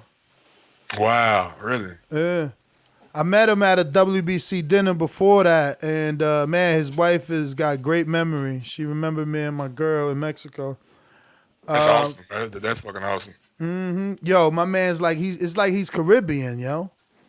I swear, bro. He always got, like, them open shoe sandals the Caribbean dudes wear, you know how. Yeah, with a name like Leon, you know what I'm saying? You kind of laid back individual, you know what I'm saying? You ain't really. I don't know many. He love him a straw hat too. Leons. What? I don't know many dudes named Leon. Yeah, me neither. I know some De Leons. It's like Leon with the D though. But yeah, man, big ups to Clarissa though, man. She was at the UFC event, you know what I'm saying, getting all that publicity, you know what I'm saying. I know she got like a Disney documentary, Disney documentary coming out, right? Coming out, you know what I'm saying. So big ups to that. Like, keep on doing your thing, man. I like to see you trying to build your brand up, you know what I'm saying. And like Ness always say, make your own lane, you know what I'm saying. Make your own opportunity and create your own way, you know what I'm saying. Like, show like women who coming up in this game that it is a way to think outside the box and do different things like that. So just big ups to you, you know, shit from just she a guy real looking smart, who has man. a daughter. I'm proud of you, know what I'm saying? She's real smart, man. She's real smart. And she guides her career well, you know. This Nunez thing is good for her, even if it's just all publicity. The fact that she went to the event it shows her intelligence, you know? We sit here on interviews begging fighters to do shit that she did willingly, you know, openly, no issues, you know what I mean? And right along with sprucing herself up, you know what I mean? She looks totally different from, what was she, 2012 Olympian? Mm-hmm. Something like that. No, she was 2012 and 2016. Back to back. Oh, so she started in 16. Damn, she only got 3 years fighting.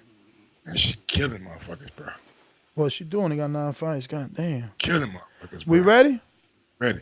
We ready. Don't forget, address all bud hate to me, yours truly. I will take it on the chin. Nez, please do me a favor. Play me my crow for picking Teofimo. What you mean? You picked Teofimo, you won. Oh, Mike's internet done left again. Mike think he's slick. Soon as we about to go to callers, he drop out. Oh, there he go. Mike, you about to drop out soon as we go to callers? What's up with your internet? No, man, hold on, bro. You think he's slick, yo? I reached over my nigga and I had to get the paper and I knocked my damn Ethernet cable out. My bad. He trying to split on us, bruh. I ain't splitting on nobody, man. I'm here. I ain't going nowhere. Yo, Mike, I wanted to ask you, did you watch this movie called Dark Water? I thought it was a TV show. Nah. What Mark Ruffalo, watch that. Was it on Netflix? No, it's in the movie, but I'm sure you could watch it anyway, right? No, I actually got that motherfucking AMC Movie Pass? Star, yeah, whatever. Oh, it's like 29. Shit, Mike got a girl. Don't no dude get that shit alone. Ain't no guy got that shit alone. Mike got a girl, y'all. No wonder he been busy. This motherfucker got a girl. No wonder. I mean, look, yo, it's only so long you could go single. You getting famous out here and shit. People seeing you at all these fights. Oh, man. You got Karen Silvers his publicist now. You know Karen Silvers is publicist now. Nah, man. Don't even say that. Damn, it's snowing out there. Nigga, it's snowing. Damn, it's snowing out there. I gotta go put some fucking salt down, man. Ain't no snow this way yet, thank God. All right, man. Well, callers, man. We're going to do these callers. Llamadores, listeners. Number to call in, 1-425-569-5241. Try not to hang up because you will be taking yourself out of place. And there's a lot of callers. So we go in Mastermind, Boomerang, Ringer, callers, then double back. All right. So it looks like, a lot of people. All right, let's get this thing started. Mike, you ready? Mike, man, you these ready? niggas in the chat, boy, unforgiving, boy. You can't tell these niggas shit in the chat. I hear you, man. I know how it is, man. They coming for blood. Remember to rate us 5 stars on iTunes. It is hard to continue developing new content and covering the sport as thorough as we do without contributions from loyal listeners like you. If you enjoyed listening to the Boxing Voice Radio and find it informative and entertaining, please consider making a donation. These calls are brought to you by El Camino Electrical Services, experts in electric vehicle charging stations. For consultations and turnkey installation, visit us at elcaminoelectricalservices.com. Going out to Detroit, Boomerang. Motherfuck murder, mayhem, last words of the stainless. Told you I would kill you, squeeze after I aim it. If you're talking money, then you're speaking my language. Or shut the fuck up in grown folks' conversation. Yo, what up, Stainless? Man, you already know. I'm at work, man. Give me like 5 minutes, come back to me quick. All right, going out to Boomerang, Troy.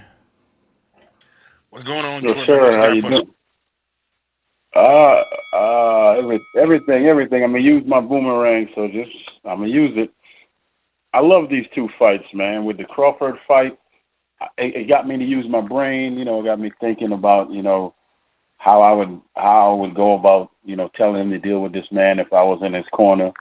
First thing I would tell him to do is just to relax and jab and go to the body and stop being on the same rhythm. If you watch the fight, Crawford was on the same rhythm the whole night. Up, down, up. He's just on the same rhythm. I mean, he could have actually beat the man a little earlier if he would have been more fluid, just go to the body, slide, and all of that. But I think I don't have to think. He's more or less like Tito Trinidad. You know, he has that thing in him. When you hit him and hurt him, you better kill him because he's coming to kill you after that. Yes, he has to get himself back in control, but he's so gifted that he can do a lot more things than that. And Teofimo fight, that young man right there is special. So he can just cross off. I said this earlier. He can cross off Lomachenko off his thoughts and all of that because they are never gonna fight. But Haney, I'm sure will get in there with him. Don't know about Tank because Ella being his nightmare knows. I don't know if he's gonna let him in there with him. But those two fights right there will be great, man. And also, I did some reading while y'all were talking, you know, while I was on hold. And come to find out the PBC is not a promotional company, so there isn't.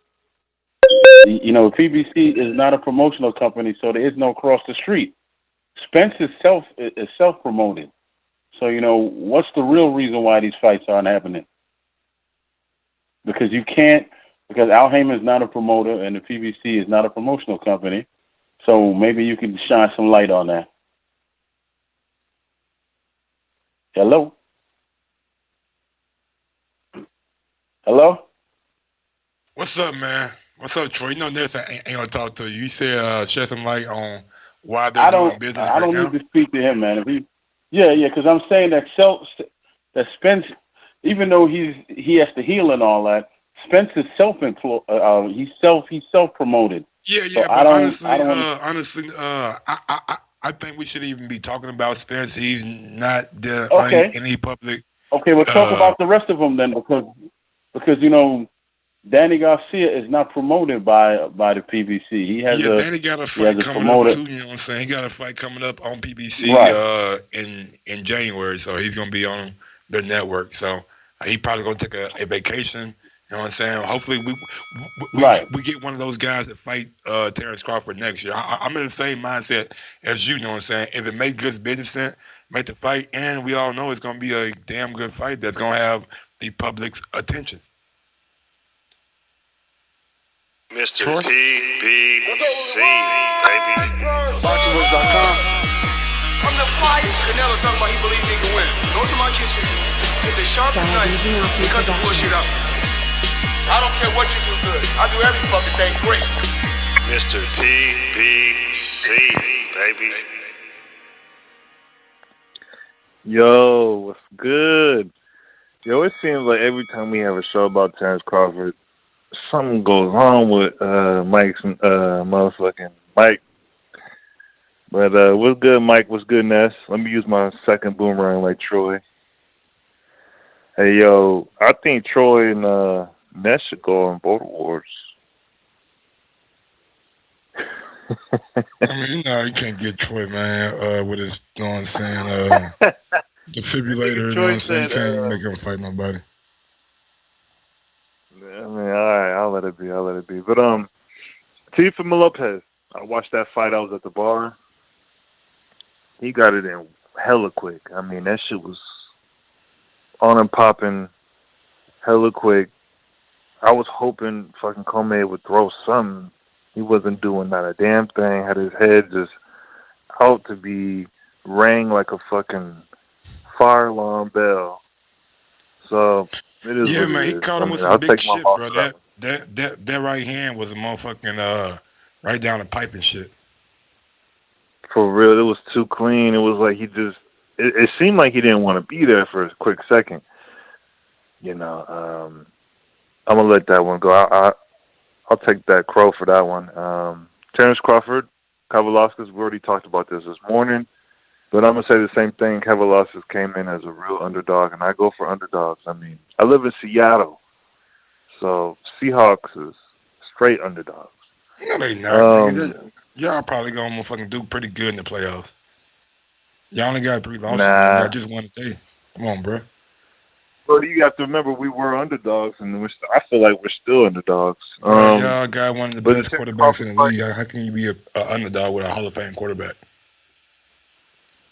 Yeah, but the Terence Crawford fight, he did his thing. I didn't like how he switched up his style. I didn't like how he wanted to get real rugged. I mean, he had him with the showed jab. you, man, that he was a dog, man. You don't like dogs coming out? He ain't a dog though. Yeah, Kavaliauskas was what dog. happened to Egidijus? Huh? He's one of them dogs got to stick to the role. What happened to Egidijus, put the brother? dog up.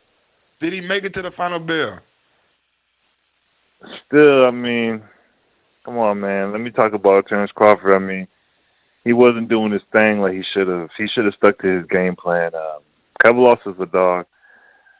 Still, Kavaliauskas got knocked out. Yeah, but I still believe in that knockdown. I was like, damn, this dude's holding down. He was holding his fucking hips and his legs just so he won't get that knockdown. That shit was crazy. Everybody got their own opinion about it, man. That Ugas fight, man, I'm not gonna talk about it because I know it's boxing. CYP. What up, CYP? Y'all gotta come back to me. I'm in the crowded place. I'm like 5 minutes. All right. We got Ringer, Steve, Chicago. What up, Steve? Yeah, hey, what's up, guys? I kind of lost my voice over the weekend, so just bear with me for a little bit. If you don't like how I'm sounding, just let me know and I'll cut out. But yeah, I need to start betting on this shit. I pretty much nailed a lot of those fights, didn't I, Mike? I had Crawford in the. Yep.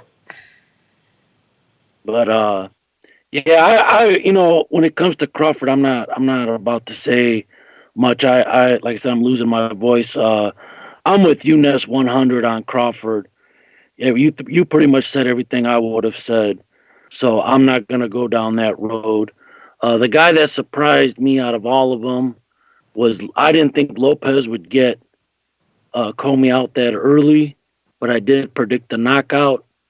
And also with Ortiz, I didn't think he would get a knockout against Solomon. I thought Solomon was a sound fighter, even though he had been coming off quite a bit of a layoff. But yeah, we got to keep an eye on Ortiz. I think he's going to be, as long as he could make the weight. He had a little issue. You guys said it might have been the scales and that. We'll see. So yeah, as long as he could keep that weight, I think he's going to be a force to be reckoned with. And I don't know what to make of that Fury stuff, man. I told you guys, I don't think he wants to fight Wilder, but I think I don't know what this I'm all confused. I don't know what the hell he's doing. So we'll see if it actually happens. I'm still on the fence about that. And yeah, Garcia going to the zone, like you said, I don't know what that's about either. We got to see who's he going to face over there. He might just be going for some easy money. I don't know, but that's all I got. Like I said, I'm kind of under the weather, so I'm not going to keep talking. All right, guys, take care. Steve, all right, big Steve. Thanks for calling in. By the way, you sound fine. Stainless Boomerang. What up, Stainless? Yeah, I'm stepping up. I'll be right back. Yo, what up? Can y'all hear me? Yeah. Again, I think I'm owed some crow in there somewhere. I know I pulled the draw on Teofimo and Richard Coleman. That was just too hard to fight the car. So I guess Teofimo, excuse my wind, like I said, I'm stepping over to my car. I guess Teofimo proved to everybody else that he is what everybody thinks he is. I agree with you, though. I wish it would have went a couple more rounds. I thought it would have went to like 4 or 5 at least.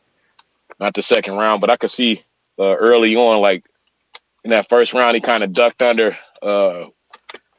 Commey's straight right, and then he, like, the body was fully exposed. So in the next round, he just kind of feinted instead and hit him with that right hood and put him right down. So good job, Teofimo, man.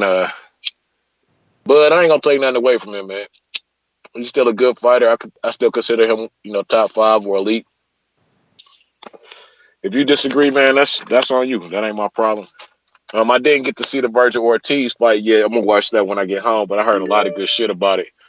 I don't know about him calling out them that top tier yet. You know, he might want to slow down with that one because he's just not starting to make a name for himself. I guess I'm gonna do like all the other boomerangs tonight and use mine together because I ain't got nobody in here, so I'm gonna be busting my ass the rest of the night. First off, thanks to y'all for all this content and commentary over this last week. Mike, I guess you got a new gal or something. That's what I heard. That's why you keep on trying to duck out on us. But it's all good. It's all good, man. Everybody needs some love sometimes. You know what I'm saying? And me, I need a lot of weed. So appreciate y'all getting me in for this so I could hit mine a couple times. I don't really have a lot of insight on the weekend. You know, it was just a good weekend of boxing. I think Liz Lowe made that point earlier today. You know, if he looked weak, then there should be no problem for y'all to challenge him. I'm really tired of hearing this cross the street shit anyway, and I really don't like it when people make me have to agree with Troy. So if we could make that shit stop and get them fights going, I would appreciate it. So I always say, please make sure you push the thumbs up, share this in every episode of the Boxing Voice podcast. This is TBV for life. And if you ain't on Patreon, it's because you're stupid. Shout out to El Camino. Peace. Agree with Troy about what? Troy just be showing here casual talking about Danny and them ain't with BBC. They ain't a promoter. My man just say anything, wasting calls and shit. Man, but thanks for calling in, Stainless. But yeah, we definitely hope you ain't agreeing with Troy. We got John at One White Boy on the ringer status.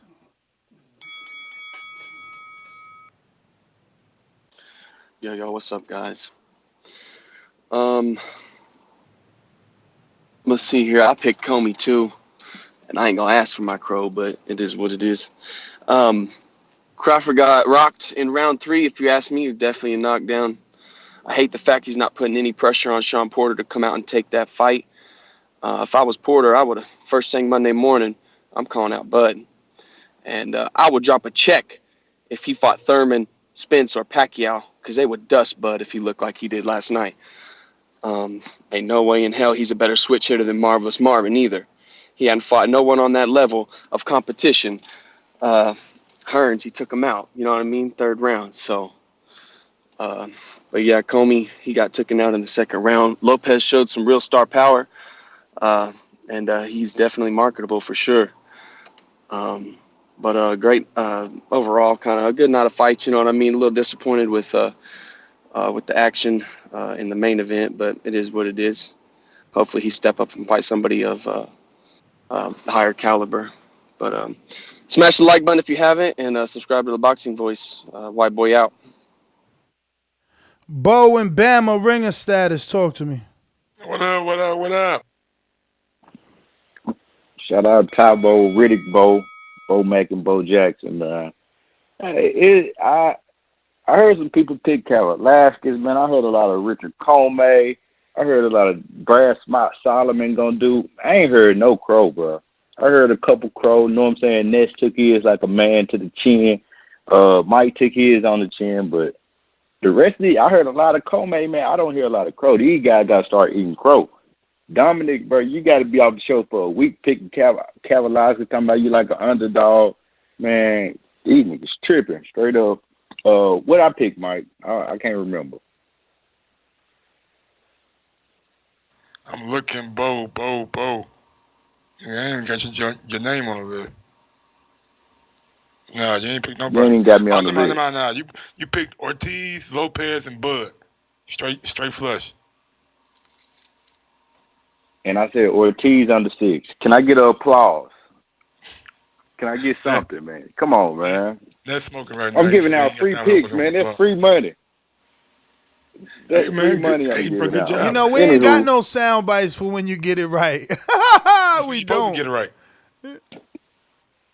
Yeah, because everybody on the show get it wrong every week, bro, and they ain't eating no crow or nothing. Dominic coming on here with that bullshit every week, man.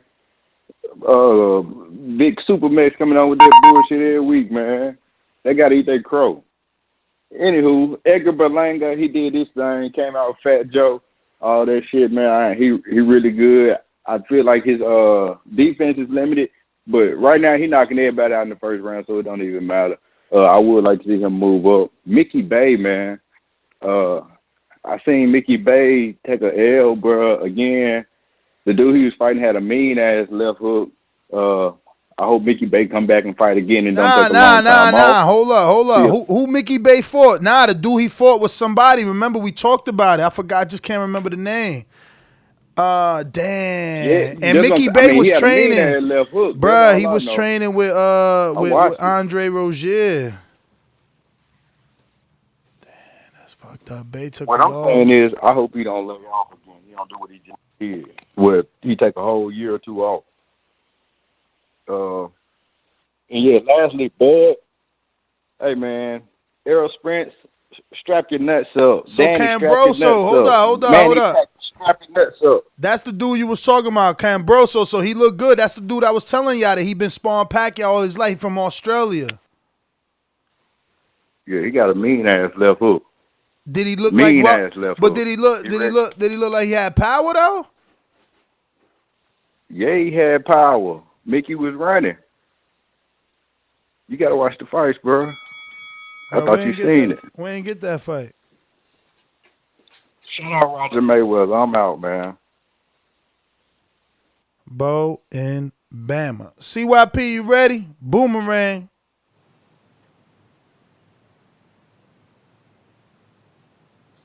Still busy, no problem. Going up, you there? Yeah. No. Go come back to me. You got a whole bunch of dudes over here, man. Go to them first, man. No problem. Trying to give you your priority call, champ. We going out to Jacksonville, Florida. V, talk to me. Yeah, what's poppin', guys? What up? Terence, everything blessed. Yeah, but look like trash as usual. You feel me? For like what's this, like the third straight time? And what's funny is, you know, at this point, Mike, man, you just got to come to terms with it. You got to be like, yo, he's not a bad fighter, but maybe he's just not the guy that I thought he was. You know what I'm saying? Like, you just got to come to terms with it. I'm here for you. No, man. not at all. I seen a totally different fighter last night who totally threw the gameplay out the window. So.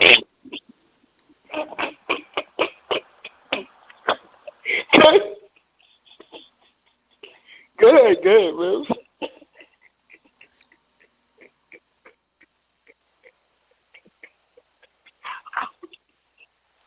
Mike.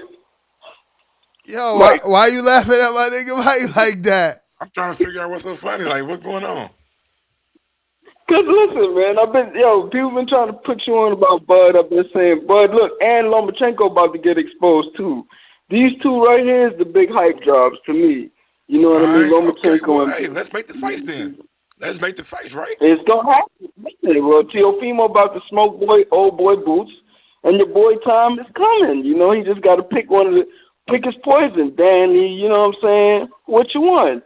You pick Danny, you're gonna get knocked. Get it, bro. You heard him last night. I'm not ducking nobody from BBC or Top Rank. All right, man. We gonna see, man. Hey, V, that ain't what his resume say. Now his resume is straight doo-doo, basura. You know what I mean? It ain't nothing that we gonna ride home about, and he's not really seeking the fights that he says he wants. You know what I'm saying? If you know Bob is giving you that Top Rank bullshit ass diet, then it's your fucking job to step up and be like, nah, nigga, we gonna get this Danny fight done because everybody talking shit, and I'm the best in the world, like everybody been saying. He's not the best, bro. He's far from it. You just gotta come. I'm here for you though, bro. I really am. All right, he's definitely the best in the world, man. Nothing happened last night to dissuade that notion. I seen a guy who went out there and got the job done. And emphatic fashion. What did you call that? Oh, you also called that Benavidez knockout emphatic too when he had one leg and was in an epic war with him. Smooth out. You see him? Uppercut. Bang. Bang. Same way he was gonna do any nigga from BBC side. Exact same way. And then what you gonna call in and say? Yo, you got it, man. You got it. I know I got it, bro. I'm always right. Yeah. Anything else you want to say for me? Let you go. Mike, you're not gonna have this one, man. I'm telling you. Bro, that man Tom is coming. When the fight happen, any bet, I take. With who, Mike? Who you want with? You put it, motherfucking on damn me escrow account, nigga. What it take off? Ain't no escrow. Put it in the Nestro account. I gotcha. That's what I mean. BoxingVoice.com. You invited him to the ring? Why? Yo lo invité a que subiera. Como decimos en México, hay que dejarnos de mamadas. ¡Viva México! And like we say in Mexico, we don't fuck around. BoxingVoice.com. Fucking mad in Texas. What up? What up? What up? What up? How y'all doing tonight? All good. Yo, let me get my crow for picking Commey. I picked Commey. I got crow for that.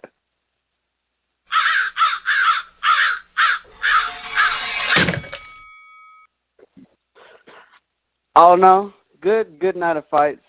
I liked Ortiz's win. The one thing that shocked me today was Mikey actually going to the zone. Cause I'm with y'all thinking like he got to be fighting somebody at 140, or he got to be fighting like a damn sloppy cherry pick for some money. But Mike ain't like that. But Crawford's fight interests me because Crawford did look like he was in some trouble there, Mike? Ain't a little trouble ain't never hurt nobody, you know what I'm saying? I don't know, man. You better be careful.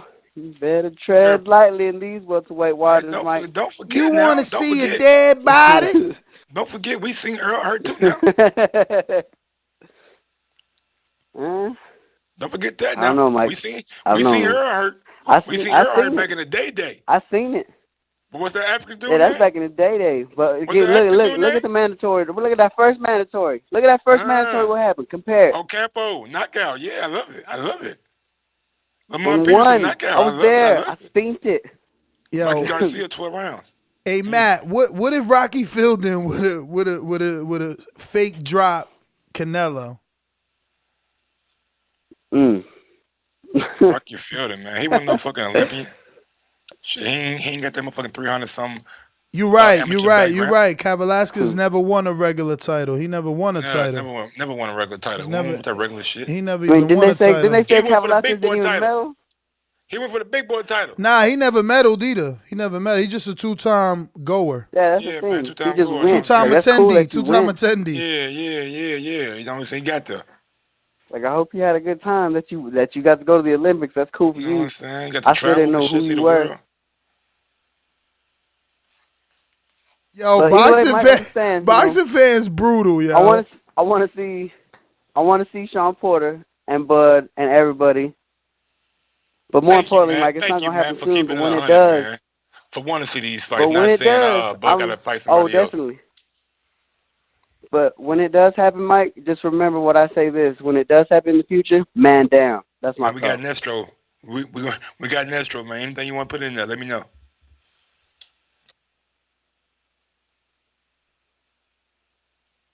Yo, man, this is hilarious. Edward in Alabama. Yo, what up, Ed? Hey, what's up, y'all? Hey, I don't know, man. I don't know how I feel about Crawford in the performance last night. I mean, this guy's supposedly a walkthrough. But the only thing I feel like, people need to stop acting like people in the PBC are scared. Sean Porter is not scared of Terence Crawford. He would fight him any time of day, and Terence Crawford is the one avoiding that fight. I mean, I don't know how I feel about him being pound for pound, because I've seen Lomachenko get dropped in a fight too, and that didn't alter anybody's perception of him. It gets an even lesser fighter on top of that. At least this guy was undefeated, I guess.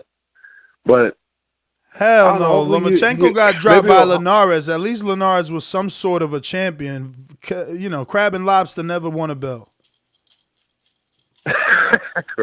Hey, green beans is his name. Get it right, mate. No, it's Aegis, green beans, crab and lobster. That don't even go together. Anyway, but straight up though, like I said, maybe Terence Crawford realized these guys got to start realizing you got to stop biding your time. The same shit happened to Fury, man. You taking these fights that you think are cakewalks or you might be able to get through, and you getting damage put on you. Just go out there and make the fights. Crawford, I don't know, maybe he went over the side to get saved or something. I don't think he's scary or nothing, but He got to go challenge himself while he still can. Otherwise, these situations get worse and worse, and he gets knocked out by somebody we never heard of. That's my call. Yo, how you gonna say he went over there and signed to get saved? I don't think he's scary enough. That's a backhanded compliment. Yeah, man. But I think he just was crab and lobster last night. You know what I'm saying? Bud had that garlic butter for his ass. Shout out to my nigga Troy King. You know, had garlic butter for that nigga. Dip. Eat that nigga right on up last night. So y'all right. Yo, you know what I'm saying? Crab and lobster, nigga. Yo, but that's how you gotta be, Mike. You gotta ride or die, man. You can't let these motherfuckers see you.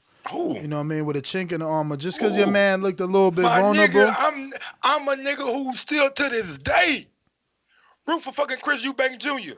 After 2 losses, you think I give a fuck what niggas think about my fighters? No, that's what I'm saying. I like them motherfuckers, not them. I do. I know, and that's what I'm saying. I'm saying you're doing not, right. Of course, I'm not directing my shit at you. I know. I'm just saying. I'm saying you doing right. You gotta stick by your guy, man. Stand by your man. This nigga right here, boy, with the motherfucking the tune and shit. God damn it, Jodeci and this motherfucker. So what's going on? Oh man, no, it's a great day, bro. Great. Oh day. yeah, it's an excellent day. We got a new caller. Let me see where this is. Bud, bring him out. Bring him out. No, yo. You would have been proud.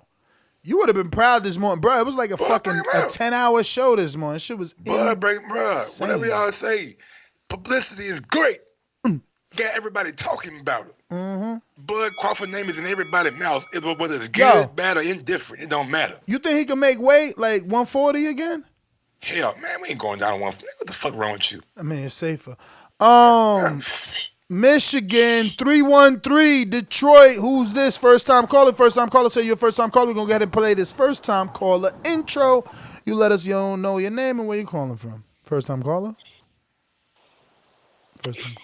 Yeah, that's me. Yeah, first time caller, brother. No, this Fresh to Don. Fresh to Don. What it do? Talk to us. What's up, man? First off, I want to give a shout out to Mike, man. Big ups to Mike, man. Mike on Sports. I fuck with that. Love it. You, homie. You know, but for sure. All right, for these fights this weekend, Crawford, I'm a big fan of Crawford. I'm a bigger fan of Errol Spence. And I think Errol Spence beats Crawford when they fight. But at the end of the day, I'm a boxing fan, so I love Terence Crawford. You know what I'm saying? But, he got exposed a little bit. But I love the way he fought this weekend because at the end of the day, he fought like a true champion. You know what I'm saying? All right. And then I want to give a shout-out to Carissa Shields. I love all my Michigan people. Shout out to Stainless. You know what I'm saying? Stainless, one of the best callers on TBV.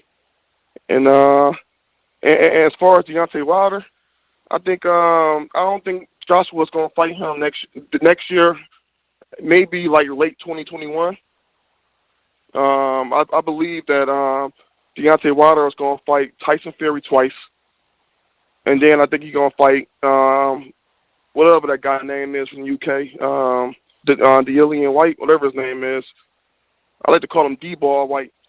You know what I'm saying? But I think he's going to fight him early 2021. And then I think he's going to knock off Anthony Joshua mid to late 2021. And, that's all I got, man. Shout out to TBV. Love y'all guys. Man, one thing y'all got to understand, too, though, is in the words of the great Charles Barkley, that dude get a check, too. Those dudes are competitors, too. They're professionals, too. It's the reason Egidijus Kavaliauskas has made it to this point in his career. He's a professional, too. He got a family, too, that he got to provide for. Sometimes being a competitor, man, means you got to break the other guy's will and break the other guys down. If you come out cocky like Crawford did last night and change his whole style up and licking your tongue out, making faces at him, talking to him, you will get exposed or you will get touched or you will get hurt or whatever you want to say. But once that shit happen, what are you going to do about it? And we seen that young man, what he did last night. When that shit happened, adversity meets, come shield, bait down, walk forward, catch shots on the glove, and throw fucking hella heat back. Mark it for true champion, man. Mark it for true champion. Mr. Infojo. This portion of the show we call In the Mr. Know, Infojo. presented by my brother.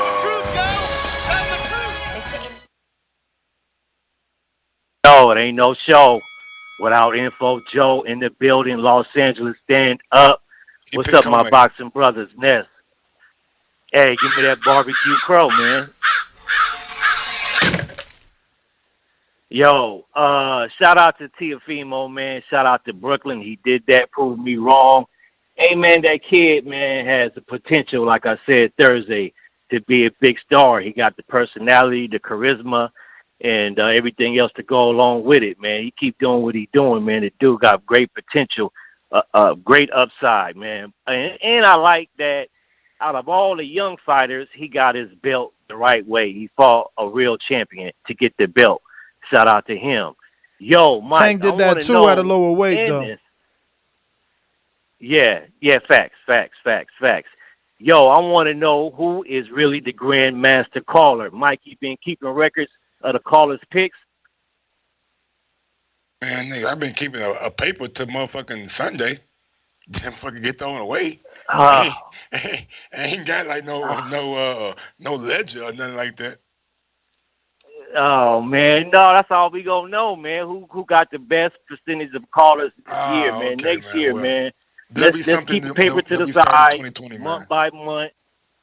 Yeah, month by month, so we can know who the truly Grandmaster. Hey, man, I think my percentages is up.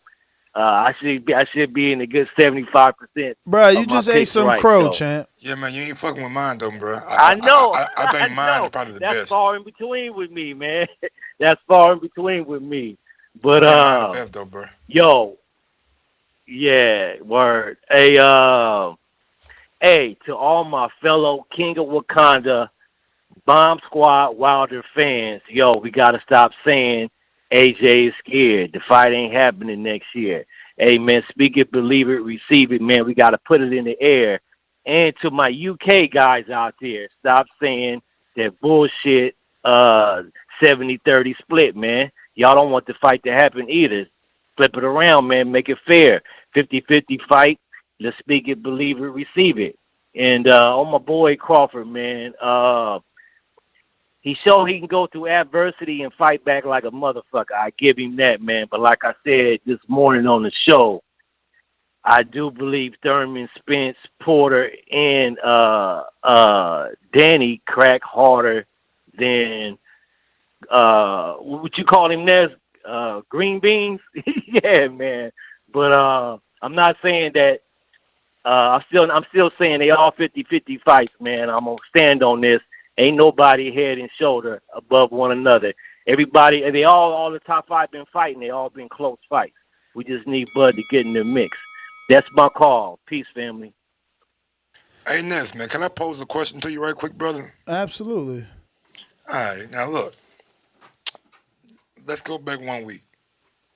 AJ comes out, a guy who normally gets motherfucking destructive ass knockouts, decides to change up his style and goes to a boxing more traditional to outbox Andy, and the people react to it as he's running.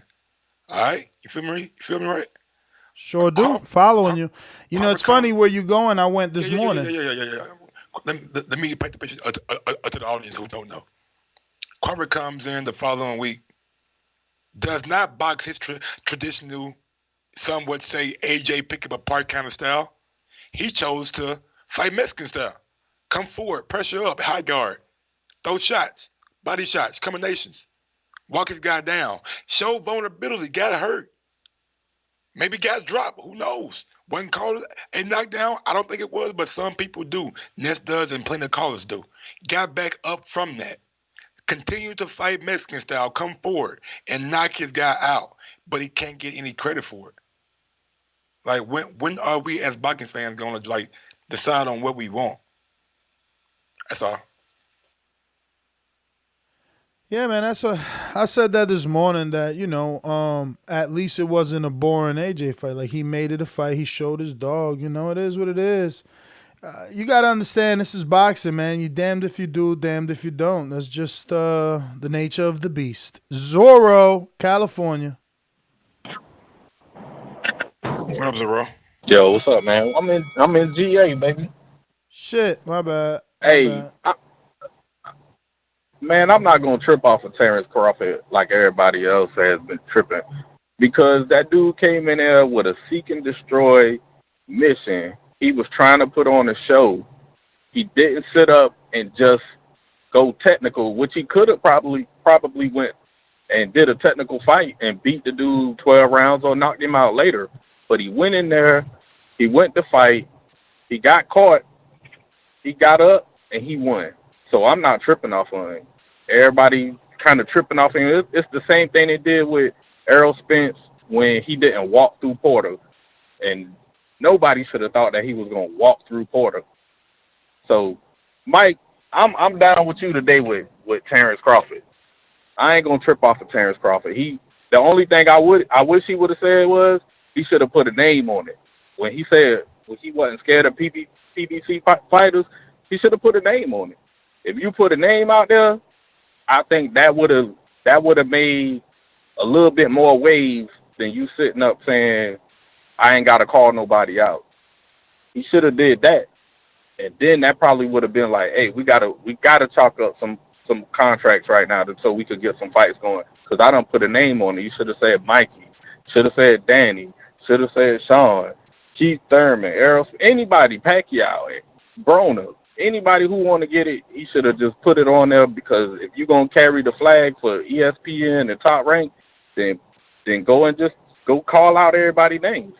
You carrying the flag for that team, go call out the other people's names. So they got to respect you. And that's the only way you probably going to get some of them fights, if you go to their door. They remind me of like when WWF had to go to WCW and go in their shows and tell them we the best. That's what he got to do. He got to go show them people a little bit better than that. You know he above that. Fight. You know he above that. Man. He can't be above that now. You heard him sit down with Andre Ward. Why my people always telling me to go do this and do that? Why I can't just be humble? Hey, oh man, look, you could be humble and still be hungry out here. You better go out there and go get it. This the big jungle. Go out there and go get it. Go catch them antelopes if that's what you feel. If you feel you the big lion, then go get them antelopes over there. And them boys feel like they big lions and they all fighting each other. So you might want to go over there and go try them up. You could carry your flag over there. It don't matter. People from other hoods go play ball against each other all day long. You say that ain't no street, it ain't no cross the street, go cross the street then and go tell them that. And see what happened. Shake up something. Give Danny $5 million. Zorro, man, $5 million. After 2 knockouts? Shit. We done been worth more now. We done been worth more now than ever. We got a #1 spot at a unified title shot. Like, not one Terence Crawford belt, 2 belts. Like, man, you guys just don't understand position and value. I'm telling you. You can't $5 million when they about to offer me a pay-per-view with the biggest welterweight star active for 2 titles. Like, let that sink in, man. Let that sink in. Danny is in a fantastic position. BoxingWords.com. Poloki, you are next, my friend. Por eso lo vuelvo a repetir. La era del Canelo es la mejor porque peleó con los mejores. La suerte es para los mediocres, my friend. BoxingWords.com. Yo, what up, TBV? What up? Man, good weekend of boxing, man. Quite impressed with Teofimo Lopez. You know, just when I thought, man, he's taking quite a few shots, Commey's getting off. He puts it to sleep, electrifies the night. I believe I picked Teofimo. I'm not 100% sure. I felt like that was a close fight. But good fights overall over the weekend. No need to comment on what happened. I feel strongly that the Sean Porter fight becomes even more interesting because that's a fight that potentially could be next. So we'll cross that bridge when we get there. I'm really interested, man, in Tyson Fury's decision to go with Sugar Hill. I think that's interesting dynamic going into the Wilder fight to see if it makes any difference, if it can make the same difference that it did for Lennox and Klitschko. Because if it did, in my opinion, that could possibly tip the scale in his favor. Now, how fast an adjustment can be made with a new trainer between now and February, I don't know. We'd have to wait and find out, but I'm definitely interested in that. And I think as far as Mikey's concerned, I think he's taking the Josue Vargas fight. And Mike Carpenter put out an interesting tweet about Pacquiao's next fight with PBC being his last, and Eddie Hearn and Matchroom looking to pursue that. So I wouldn't be surprised if we see Mikey and Pacquiao on DAZN at the end of next year. But that's my call, fellas. Man, if PBC loses Mikey and Pacquiao, sheesh, that would be fucked up. That would be dropping the ball for real. Josh in Charlotte. Damn, man. Hey, bro, should I cash the fucking bet out, man? What bet? I got a bet on fucking football. It's like $33 out of like the 56. Huh? 33 out of 56? Yeah. The most you can win is 56, and you got 33 right now? Right now. Man, take that shit. All right. That's sure. And then the most you can win is 56. It ain't that much more. What's that, $22 more or something like that? You said 34, 36, something like that? I cashed out, nigga. It's done. Yeah, take that shit. Let me see. We got Josh in Charlotte, North Carolina. What up, Josh? What up, y'all? What up? What's going on with y'all, man? I want to tell you, man, I love y'all show, bro, for real. Appreciate it. Hey, first of all, the Porter fight, Bud, he knocking that nigga out in the 9th round. Crawford, I don't see Crawford fucking with Crawford can't fuck with him. If he gonna fight that style, hell no, he knocking him the fuck out. Yo, can my man get his call? Can my man get his call? You emotional.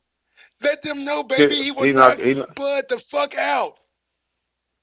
He would knock Bud the fuck out. Bud get knocked the fuck out. But I don't even care about Bud. First, I want to talk about Wilder and Joshua. Wilder is gonna knock this nigga the fuck out. I'm tired of these UK fans on AJ Dick. I know he's a money source over there. They want him to keep all these belts. They want to call him undisputed. He gonna be undisputed, but they scared to fight the nigga. Fight my nigga Wilder, man. This nigga meeting the Pope, man. This nigga the face of boxing. They ain't Canelo, it's Wilder, bro. It's that nigga, bro. That's all I got to say, man. I love y'all show. I'm keep calling in, man. I'm trying to get one of them boomerangs and all that. I love y'all show, bro. Real, so keep it up. Appreciate it, brother. Thank you for calling in, man. I think the boomerangs are sold out, but you could definitely jump on the ring and cut that line. We're going out to a new caller in New Orleans. Talk to us. What up? First time caller? Yeah, hello? Yes, first time caller? Hello? Can you hear me? Yeah. Yeah. This is the first time calling. My name's Jeremy. Jeremy? Yeah. You in New Orleans? Yeah, I'm in New Orleans, man. All right, talk to us, brother. Yeah, my brother be calling the show all the time. His name's Joshua. Y'all go back and forth about that Terence Crawford and stuff. You and him go back and forth. Man. Yeah, he on the line right now. This my take on the fight. Yeah. I called earlier, but I didn't press 1. I was waiting for you to click me get my call in, but I ain't know how to press 1. But anyway, this is my take on the fight.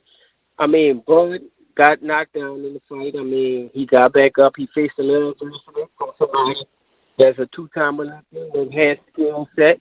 You know, he fought a good fight, and he actually took the fight to the dude. Like he said at the end of the fight, Bomac told him to go southpaw. He wanted to go orthodox, but he went southpaw. He got caught and stuff like that. Then he brought the fight to the dude. He said the dude ain't had none, and then he got him out of there. So my thing about all these fighters, all these people talking about Bud can't fight, fuck with Danny Garcia. The only fighter on the PBC side can give him a fight is Errol Spence. And I still think Errol Spence can beat Bud, and me and my brother go back and forth about that. But Sean Porter, I like Sean Porter. I like his heart. I like his grit and stuff like that. I still think he don't have the style to fuck with Bud and stuff like that. And Bud just showed it. He came out like Joe, and after he went down, touch the canvas, he ain't let the dude win another round. And that's my take on it, and that's my call. Jeremy, thanks for calling in. Thanks for saying on air that he went down so your brother could hear it, you know what I'm saying? Because he's in denial and so is Mike. So he said as soon as he went down, he got back up. So, everybody is like, realizing like, yo, it happens, man. It happens to the best of them, man. Yo, Troy said the best. Trinidad was like that, and he right, man. Not only did Trinidad go down and get up and win, but like he was like that when you hit him, he got mad, man. So they be wanting to get back at you. We got Marcus, Ohio Runs Boxer. Talk to us. What's good, man? What's good, y'all? What up? First of all, shout out to my two Olympians, man, that just made the Olympic team, man. O'Shea Lane Jones, 152 from Toledo, Ohio, and Delonte Tigger Johnson from Cleveland, Ohio. Olympians. Holler at your boy. Second, Sean All right, well, shout out to Shushu, Bruce Carrington from the tri-state area. Just made the Olympics. You know what I'm saying? Good. Yep.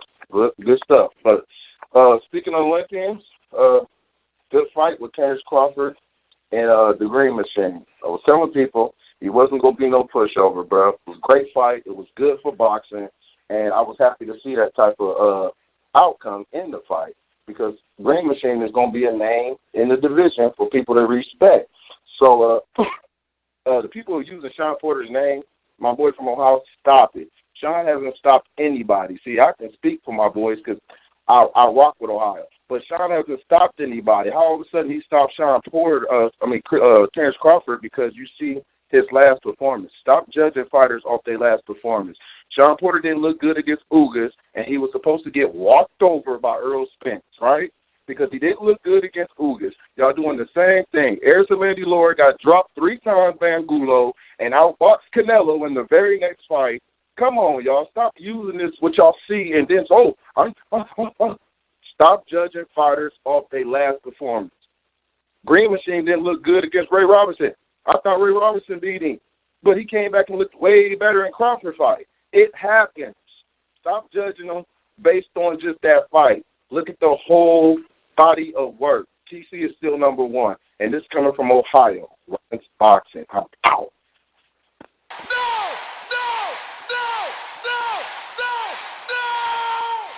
And you called them Mean Machine and Green Machine. You don't know which one it is. We going out to Pat in Beantown. What up, Pat?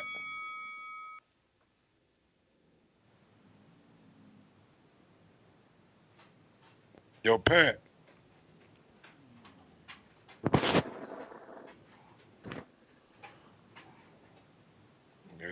All right. We're going to Trey. Talk to us.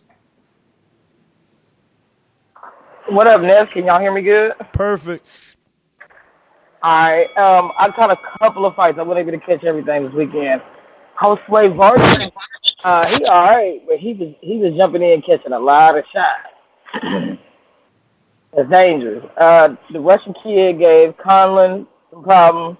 Conlan was a better fighter, but he really didn't look that good to me. And did Richard Commey just walk into the right hand? He just said, fuck it. And then on to Bud. Bud is crazy. I don't know what the hell he was doing against Green Beans. Green Beans happened to be a little bit better than we thought. I didn't even watch it in his fight, so I didn't even know he was a puncher. I wasn't able to catch none of the shows either, hear anything that anybody else had to say. And I was wondering the whole time I was watching the fight, I'm standing up yelling at Bud, like, did you not see the Andy Ruiz and Anthony Joshua fight?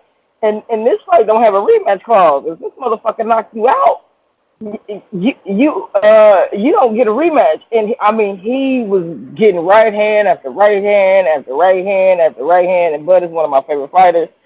And I'm yelling, and Bo Mike like, oh, he gonna figure it out. We're gonna let him do what he want to do. I'm like, what the fuck does that mean? What the fuck is that? What the fuck kind of plan is this, Bo Mike? And see, everybody's saying about Bud catching them hands, but so does Errol. I was watching that goddamn Michael Porter fight, like, yo, Errol, you can't take too many more in the right hands. Errol does have a better chin. He did not go down, but Errol does get caught clean all the time. All the time. Tank keeps calling out everybody. That nigga called out Deontay Wilder, but he will not speak Lomachenko's name. So, I mean, I want to see Tank in the fight. I mean, I think he may be good. He may not be. The jury's out. But better not get fucking caught like that by nobody else either. Don't be getting caught, man. I hope he fight a different fight. I think he will, though. I think he may just be on the AJ frustrated shit. I'm tired of not getting a fight. This other side of the street bullshit. And then also the same as with Eddie Hearn, the same as it is with, what's his name? Bob Arum. It's the other side of the street. And your guys don't want you to fight that fight. But got to work on his defense. It's the same shit we talked about with Wilder. Everything we said, everything everybody, see, I'm a Bud fan, but I'm not delusional. Everything everybody was saying about Wilder, technicality, Wilder has gotten better ever since the Fury fight because he learned something.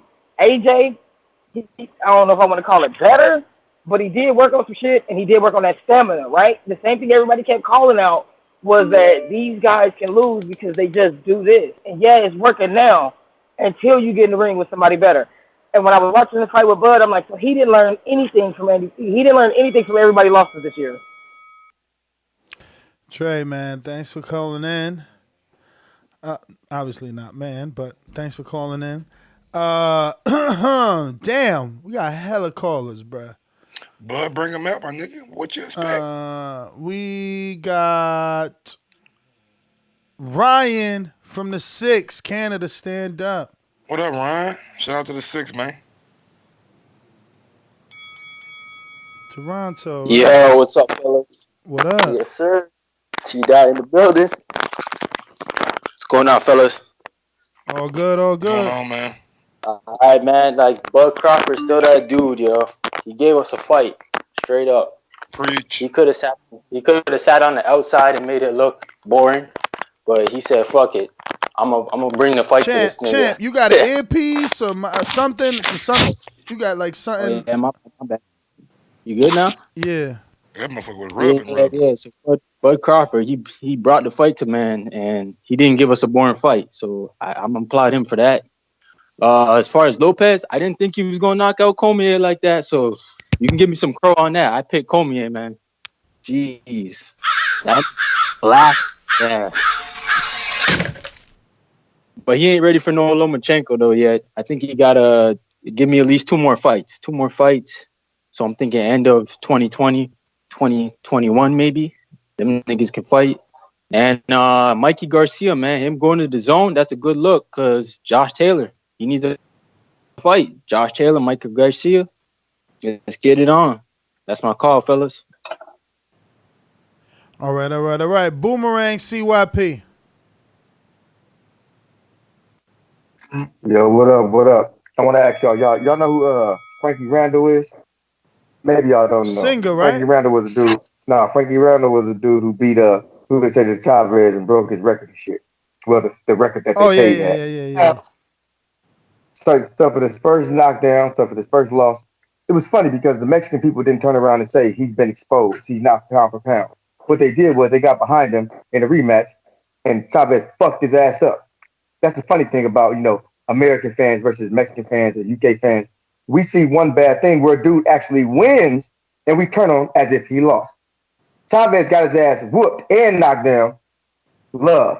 Get back in there, man. Do your thing. Bud gets dropped and mythically dropped. Comes back, knocks dude fucking head off. And he's exposed. He's not pound for pound. Anyway, I digress because I looked at all the rankings today when they were recalculated. I didn't see Danny Garcia move up, and I didn't see Bud move down. So as long as reality outside of TVV don't change, I'm fucking happy. But y'all go ahead and enjoy the shit. And I'm gonna get my other call to J-Mac because I ain't got no time for this bullshit. Y'all have a good day. CYP out. I'm glad he caught himself. You know how he freely spoke of the knockdown, then he had to catch that. You know what I'm saying? Who we got next here? Looks like Pat in Beantown. Trying you one more time. Pat in Beantown.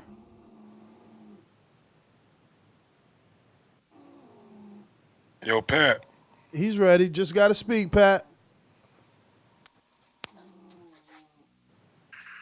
Yo. Yo. My bad. I was just taking you off my Bluetooth. I was honestly happy with the Crawford fight last night. He put on I wouldn't say a great showing, but he put on a great show. If you know what I'm saying. That was a awesome fight. He did definitely get knocked down in the third. That's for sure. That's what I thought. But he also showed his dog. I was really impressed. I think it was the fourth round after. I was like, wow, he was getting hit with a lot of shots. But from the fourth round on after, he was kicking Kavaliauskas' ass. He that knockdown really brought him out or something, man, because he came at this dude from the start. But I mean, it took like 4 rounds for Kavaliauskas to gas out a little bit once he gave his best in the fourth round after Crawford took over. But to all the Crawford fans that think he's invincible, that just shows that no fighter is invincible. You can always get caught. Even the great pound for pound #1 Crawford, as many people say. In the Commey and Teofimo fight, I'll take my crow.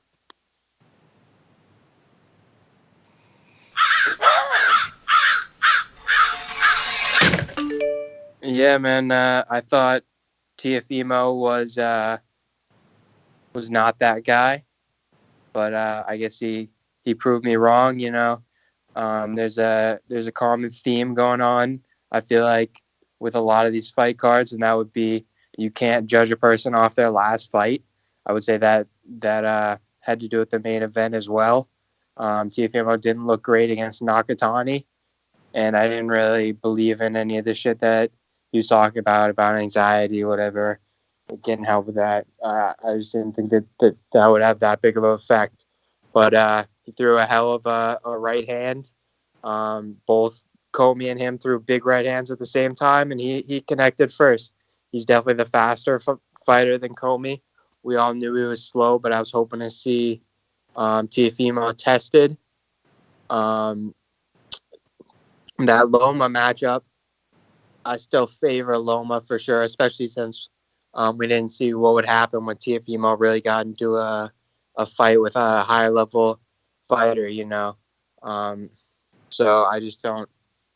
I'm not sure yet. I guess I still don't completely believe, but Loma's one of the top people in the sport, you know. And I'm excited to see Mikey Garcia on Dazn. I'm excited to see him come back. He's a great fighter, and I'd love to see that Taylor fight. Shout out to you guys. All right, Big Pat. Pat, thanks for calling in. Next up, no screen name. Sid. Another Sid. Moving on to Joshua in New Orleans. What up, Josh? Yeah, what up, Mike? I was about to send a super chat and tell Ness with his old $2 ass, speak factual when you speak on me. Earlier, I called and I acknowledged the knockdown. I didn't say I was in denial. You're just so caught up in your hate, and you get me mixed up with the rest of them casual ass niggas that call into this show. Second of all, my brother on this show now, so he will be coming for your ass when you be coming with that narrativeness and that smoke. So you got 2 of us on your ass now. Well, I see he's smart enough to root for Earl, though. Whatever, nigga. Like I was saying, I don't see what did Bud lose yesterday. I mean, we talking about a knockdown in a fucking fight when the dude get up and stops the dude. Like, what we at boxing at nowadays? We talking about what happened It's good, in though, the man. mid of the It's fight. good. It's good, though, Josh. And you know how big a fan of Bud I am, bro. Let them talk, man. Let them stay Whatever, man. These niggas these casuals calling in the day, and they're talking about a knockdown instead of a dude getting up or what happened. and he stopped the guy that knocked him down. Joshua, Yes, what don't you talk to get? your He ass. wasn't supposed to get knocked down. What you don't get? Hey, I'm using my boomerang too since I got one. Hey, like CYP gave it to me. Can I get my call off? Yes. Cause you can interrupt everybody else's call with your $2 ass. Like I was saying, we calling in and we hating on the dude that moved up, knocked out everybody he fought in 147. We got dudes who just started unified. We got dudes that just started fighting one another. We got dudes that's not contractually have no contract obligations to why they say they can't go across the street. But it's amazing how Deontay Wilder could go fight wherever he want to fight. But these dudes talking some across the street shit like it's real. It's not real. It's a phase. It's a narrative. It's a duck. And you get on this show every night and push this narrative like it ain't fucking real. Like these dudes ain't ducking this dude. That's why I ain't got nothing to say to your $2 ass till you start speaking facts. But anything about Canelo, you push it under the rug. You never speak dirt on his name. You never talk about how he failed the drug test 2 times. Deflection. All you want to do is bash on Terence Crawford, a pound for pound great, a guy who already accomplished more than some of these welterweights who's scared to come cross the street. Like they say, I guess that's a program thing. They all get together, have a meeting, and say, "Oh, cross the street, cross the street." Charlo said there ain't no fucking thing as no such thing as cross the street. Deontay Wilder don't have a problem with going across that street. Why these niggas can't go across the street? Why Danny turned down a contract and then negotiate for more money? Why did he say call L? All you do is get on. Don't get me started on Danny Garcia. Look at who he fighting next. Another fucking cherry. That's my call. $2 ass. So I didn't get to write all my points down because I forgot I had the pen and pad out. But he spoke about Wilder crossing the street, and he spoke about how I get up here and I got narratives and you know how I be lying to the people. The funny thing is I got this little itty bitty platform to do that on. Tim Bradley got out there and he really lied, you know. And he lied so well that now he got Joshua repeating the shit. And he didn't even fact check it. He's supposed to be a hardcore, and he ain't even fact check it. He talking about, yeah, you know, because I got to remind everybody, Bradley the one came out here. Let me see. I got the sound, but I played it this morning. Mike Bradley the one came out here talking about, oh, I don't even respect Deontay Wilder. I don't even respect Deontay Wilder because Wilder about to fight Tyson Fury. So he brainwashed him. Preach the good fight, Tim. Yeah, he brainwashed these Crawford fans into thinking that there's some sort of street that Wilder's crossing. So you heard Joshua calling me $2. He used that $2 to get on Google. Okay, my friend? Get some internet with that $2. Get on Google. Because Wilder, what street is he crossing? Last I checked, he was still bringing the whole fucking street with him. Ain't it a co-promotion, Mike? Yeah, no, I think he was referring to him willing to go over and sit down with his own. Oh, sit down. He ain't signed nothing. Yeah, he ain't signed nothing. He ain't signed nothing. And the deal that Tim Bradley talking about that got this man brainwashed, ain't he bringing his whole team? Or is he crossing the street to ESPN and doing a fight on ESPN? Or is he bringing his team as they meeting in the middle? My man just wasting time, and they giving him free time to waste. They gave him free time to waste. Y'all terrible, man. That's the best y'all could do to save Bud. Jesus. Bud don't need saving though, bro. He don't need saving. What? He don't need saving. How the fuck he wastes his call talking about, oh, y'all that's the best y'all got. What type of fans are y'all? A man fight and all y'all could do is talk. Bruh, he wasn't supposed to get knocked down. Man, he feel away. He wasn't supposed. I feel away. I feel away. I feel away. I have the right to look at Bud, tell me all week how he greater than fucking Marvelous Hagler, how he better than Floyd, and then you shit the bed and I can't talk about it? Shit the bed. What? You ain't supposed to get knocked down by Kavaliauskas? Bruh, that shit wasn't even a fucking knockdown, my nigga. But okay, knockdown. He got up and stopped the nigga. You and your trainer said 1 through 3, man. That's all I'm saying. 1 through 3. But look, it's other callers, man. I ain't nobody. We hear niggas say, I'm going to knock this nigga out the first 2 rounds all the time. Now we want to hold people to such a high standard. He got the knockout, Ness. When you find a tuna, we holding to a standard, man. Okay. How many rounds of Campos was in there? Oh, Campos? Yeah. I don't know. I think it was 1, right? Maybe 3. It was 1 for mandatory? I think so. And how many rounds? How many rounds was Dominic in there? Brazil? 1. 1 for a mandatory. All right. 1 shot. 1 shot for you when you don't belong in the ring with them champs. I mean, there's other. Dog, it's only so long fake thugs can pretend. Fake you know what I'm saying? That's just a song. That's a song. That's a song. I'm using it as a metaphor, meaning I'm using it as a metaphor, meaning like, yo, you out here fighting them dudes until you get in the ring with them real dudes. We ain't gonna know how you is. Oh, okay. So are you saying that you think Danny Garcia and Sean Porter beats Terence Crawford? I'm saying I want to see them fights. But are you saying that they beat Terence Crawford? I'm saying I'm so desperate. I'm saying I'm so desperate. He know better. When Michael, you know better, you do better. He's not gonna put his ass out on the line. Okay. No dumb shit like that. Michael, that's a nice narrative. Let me ask you, who do I say is my guy in the heavyweight division? Deontay Wilder. Okay, do you hear me saying that anyone else beats Joshua, or do you hear me saying Deontay Wilder? Hold on. This is mine. This is mine. This is my thing.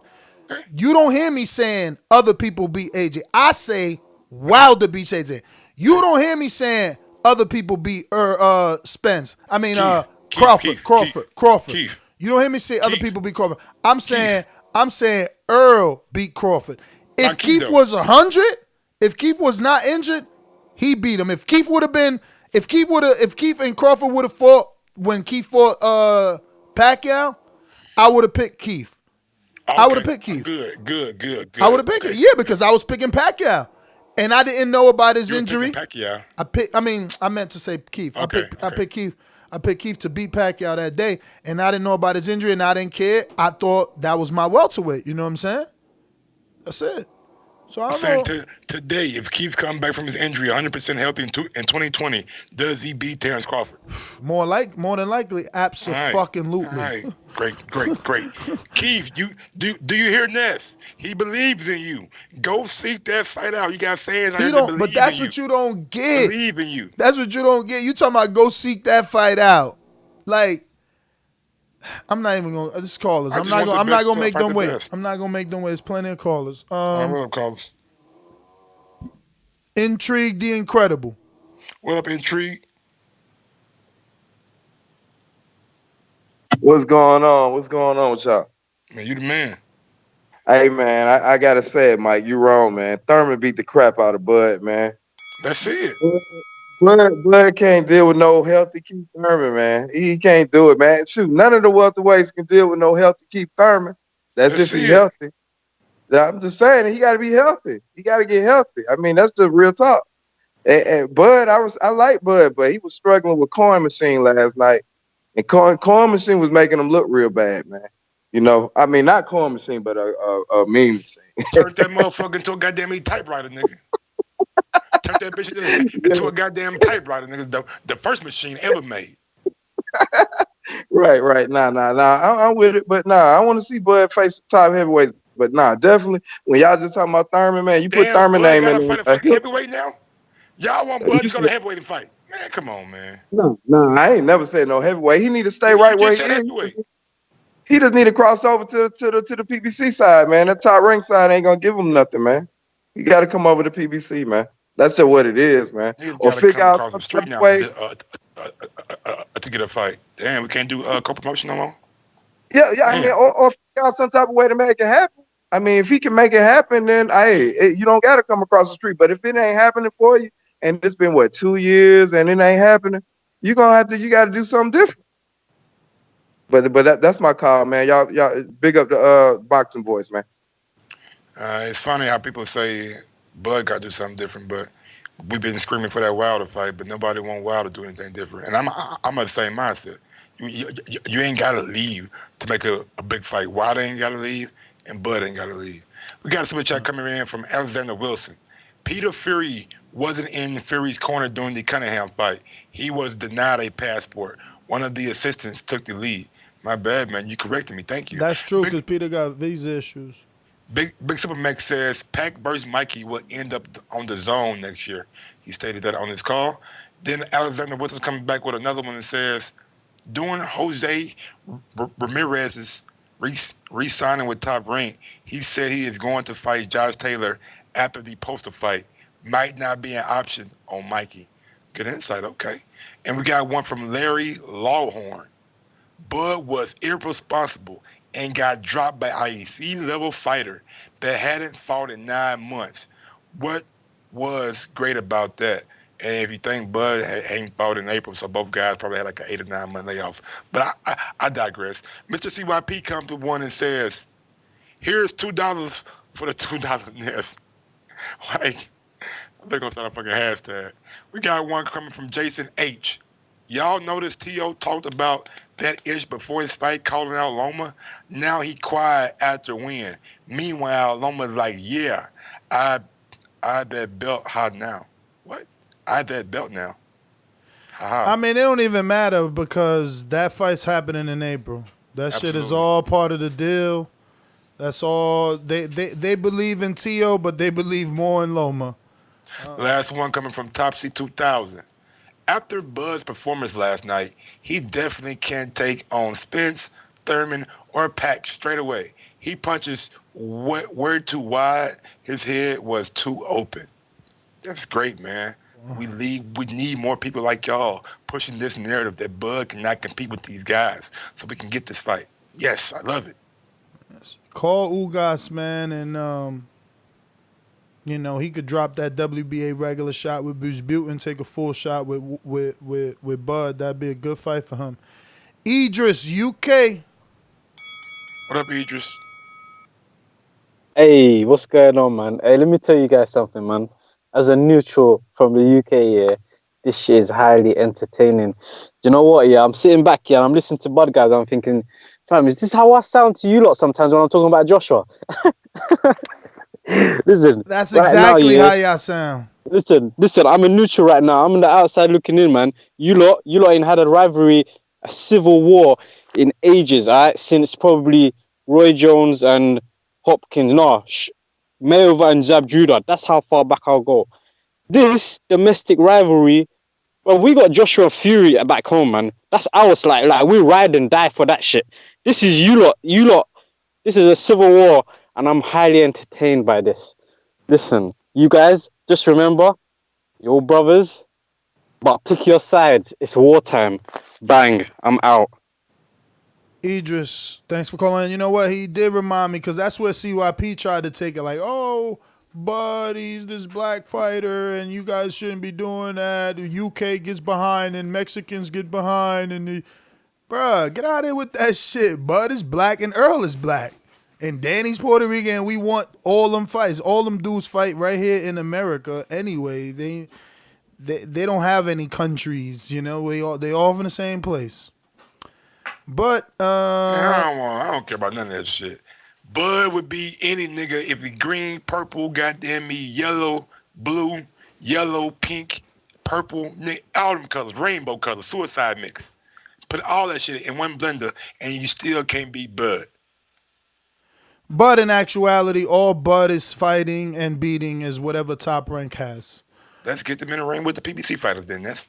I mean, Mike, I don't understand why you Bud fans are asking us, me as a podcast host. Because when we push for shit, normally we get the ball rolling. We have a little bit. I would say a little influence with the people, with the fans, and they start chirping about it on social media. Let's get the ball rolling so we can get these big fights.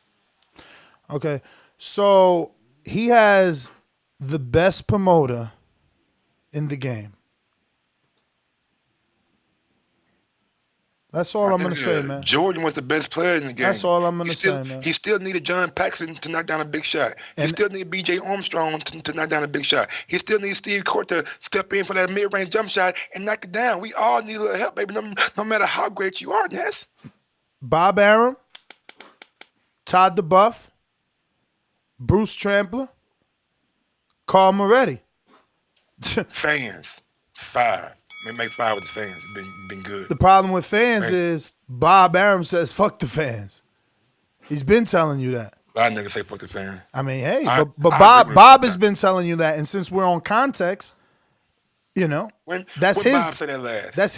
That's his promoter. That's who Crawford re-signed to. You know, not re-signed. Re-signed last year sometime. Nothing official came out. No press release. Jose Ramirez had a re-signing ceremony. I mean, look. If Crawford re-signed, trust me, if Jose had one, Crawford gonna have one too. I mean, Jose's re-signing ceremony, wasn't it? It was Bob there? Because I think Rick Mirren. Bob ain't even there. Yeah, I thought Rick Merrigan did that. Who's his, his manager? You know what I mean? Bob ain't even there. Of course, but that's what I'm saying. It was a Rick thing. Rick is his manager. Rick got him that new top rank deal. Rick is happy because he is that dude that was able to, like Keith Conley. He's that dude to get Jacobs a $15 million deal. So like he's happy. You know what I'm saying? Top Rank didn't put out no press release for no re-signing. They just did their thing. Like, we signed you. That's it. Yeah, I still think Bud's a big enough star to where if you re-sign him, you want the whole world to know. I mean, Mike. I've been covering Bud his whole career. You understand that? Since he had braids. That's awesomeness. They've never sent the release saying we re-signed him. He's always been with Top Rank. That's just it. The only thing we gonna get is when he's not with them, but he's just always been on. We never got updated like, oh, new 5-year, like like the way that Matchroom sends out, like, oh, we signed so and so for a 3-fight deal. Like Bob don't do that shit. They business. They try to keep their shit, internal. Yeah, cool. We got super chat coming from Mr. CYP. Race. You're such a hater, bro. Me? Yeah, cool. You mad? Yeah, but I'm agreeing with you now. What you say? You brushing me off because you upset. You Bud fan. I got one Bud fan calling me a clown now and a $2 whore. Now you cool. Yeah, y'all don't want to be here. If y'all don't want to be here, why y'all calling in? That's what I don't get. They're so mad. No, cool. I'm gonna rush you. I'm gonna rush you off too. Cool. I can't say cool to you no more. Like, send me move. Whoa. Mr. CYP says race and nationalism is real in boxing. They have a documentary on it, and they target it daily. Educate yourself or simply say you don't care. I do care, and it has nothing to do with that because where's the nationalism in the race between Bud and Earl? That you added Mexicans and UK to make it that. But the argument here is Earl and Bud. That's it. We want Earl and Bud. And we want Bud any type of what the way over there on PBC. And you desperate? You desperate now? Now you want anybody? Yeah, we desperate. Fine, cool. And we all know Earl hurt though. You know what I'm saying? Like Earl ain't made a public appearance, and I think it's unfair to Earl to say that we want him, not even knowing what condition that he's in publicly. You know what I'm saying? So I would agreed on that.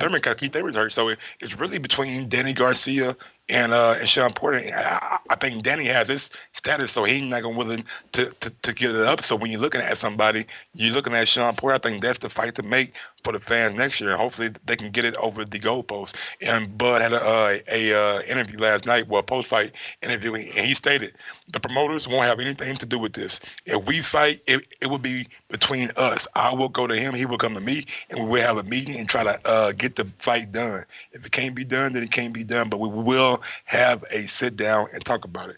Bud words. So he's saying that they will have one.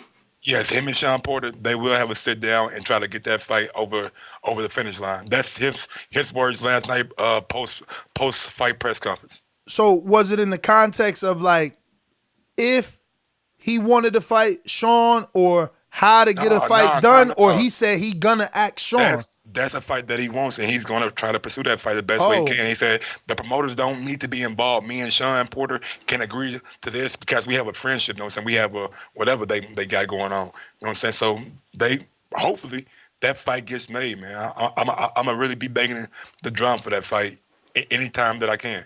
So strange to me that Crawford with Bob Arum, Bruce Trampler, Todd DeBuff has to make his own fight. Like I don't even understand that. Like, But why just can't like they Wilder just did, you know what I'm send? saying? When he I, sent the I offer just to want to. AJ, you know what I'm saying? He didn't have a whole lot of people behind him. Like, he told AJ, like, in his inbox, but let me talk to you one-on-one. He told me, actually, nigga, Chris told me that shit personally. He was like, man, Wilder went to that man one-on-one and tried to make that fight happen. Sometimes that's what you have to do when you're in that kind of position. Well, Wilder was on this show. We both know that he did not speak of 50 million without talking to Shelly first. So, he didn't go alone. And I just find it strange that Bud has to do it. Like, if Bud wants Sean, right? Like he expressed it in the post fight. It's weird to me. Like, yeah, cool. He said, "Yo, I'm gonna go talk to him on my own. We gonna get it done." But his handlers hearing his interest in Sean should do their job and send Sean an offer. Simple, because Bud could say, "Yo, Sean, I want to fight you," and Sean could say, "Yeah, I want to fight you," but they don't know the numbers. They don't know. Bud can't go to Sean and say, "Yo, I want to fight you. Would you take 2 million?" Yeah, I'll take 2. Like, that shit ain't gonna work like that. I don't think it'll be like that. I think it would be more of them trying to agree on a percentage, and when it comes to percentage, let the people on the inside figure out the particular numbers. If it's 55-45, that's cool. You know what I'm saying? Give Bud 55, give Sean 45, and let the people on the inside figure out the numbers. As long as those guys can come to agreement and say, I want to fight each other, I don't see the problem with it. Yeah, and again, that's where it stops with me. As far as percentages, I highly doubt Sean's going to agree or talk on percentages without his manager, Ken Porter. So I'm sure Ken and Bomac would be there, though. I'm sure. I'm sure Ken and Bomac would be there for real, for real. Maybe, I don't know. We've seen Bomac have choice words for another potential Crawford opponent and his trainer. So I will that get the fight over the hump? That's what I'm saying. Like, this is just very out of the ordinary. Bomac had an interview the other day where he spoke really highly of Mr. Ken Porter. He said he knows Ken. They spoken like they're not like close or anything like that, but he gave Ken his props as being a damn good trainer. Yeah, again, it's very unusual. In all my years, I've never heard anything like this. So it's just Bob and Bruce and them seeing that Crawford is disinterested. If he's already come out verbally and said that he's going to talk to Sean, they should definitely, at least prep him with certain information that he'll need to persuade Sean, because those business people need to be there, It's a lot more than you agreeing to fight a person because of the finances of it all and the location, and it's just a lot. It's just a lot. Davidian in upstate New York. Davidian. Hey, what's going on? What's going on, Mike? What's good, Ness? What up?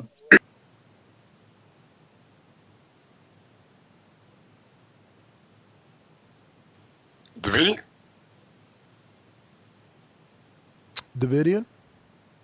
You muted yourself. All right, maybe he's at work. No problem. Brandon Maurice, Cincinnati. Oh, my bad. Oh. Go ahead, D. My bad. I didn't mean to mute myself. But no, it was a good weekend of fights. Vergil Ortiz. Of course I picked Vergil Ortiz because I've been watching him for a minute. He's really nice. I like the way he fights, his defense and just his IQ and everything. And he got power in both hands. That was actually a really good card. I watched that whole card. There was some other guys, I don't remember their names, but they was tussling. It was a good it was a pretty good card. It was all right. Let me see. I don't know, Bud Crawford. I still like him. I'm not high on him because I'm a big fan of Earl, but Earl, he's still trying to. I'm just glad he's alive. So, but Earl. Bud. I don't know. He did. It did look like a knockdown to me, but you know, he did his thing. I'm not gonna beat him up for it though. But I was kind of surprised. I'm like, how you go down to this dude? But you know, dude came to fight, and that's all we asked. I just want to see. But Bud came back and beat him, so you know, it is what it is. I'm hoping, you know, 2020, you know, we get like fights like, you know, Sean versus Bud. That would be a great fight. So I would love to see that. But yeah, and y'all could put me down because I did pick Richard Commey. I wasn't expecting you know, Teofimo Lopez to do what he did, but he's nice, man. The more I think about it, I'm like, what if he could spark Lomachenko? That'd be pretty sweet. I don't know. I mean, of course, Lomachenko is still gonna be the favorite, but I don't know. Lopez, he gonna bring it. He seemed like he the real deal though. So, you know, you never know. It was a good night of fights. And yeah, UFC 245 was dope too. Usman versus Colby Covington. That shit was sweet. I'm not gonna lie, I was watching that too. When he broke Kobe's jaw in the third, I was like, wow, this is crazy. But yeah, I love the show, and I was watching earlier, so I'm always listening rather. And yeah, y'all have a good one. And God bless. All right, Davidia. Thanks for calling in.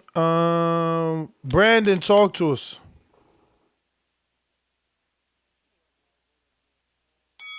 First of all, I want to congratulate you guys on the growth of the show. I can tell it's growing, trending in the right direction. But the bad part about that is you get a bunch of new callers, and these motherfuckers are getting dumber and dumber by the day. And it's a shame because you got a cat like me giving up all this good game and all this good knowledge for free every day. I usually charge motherfuckers for all this game I'm giving, and y'all still fucking stupid. And it's just getting hard to listen to after a while. But I digress.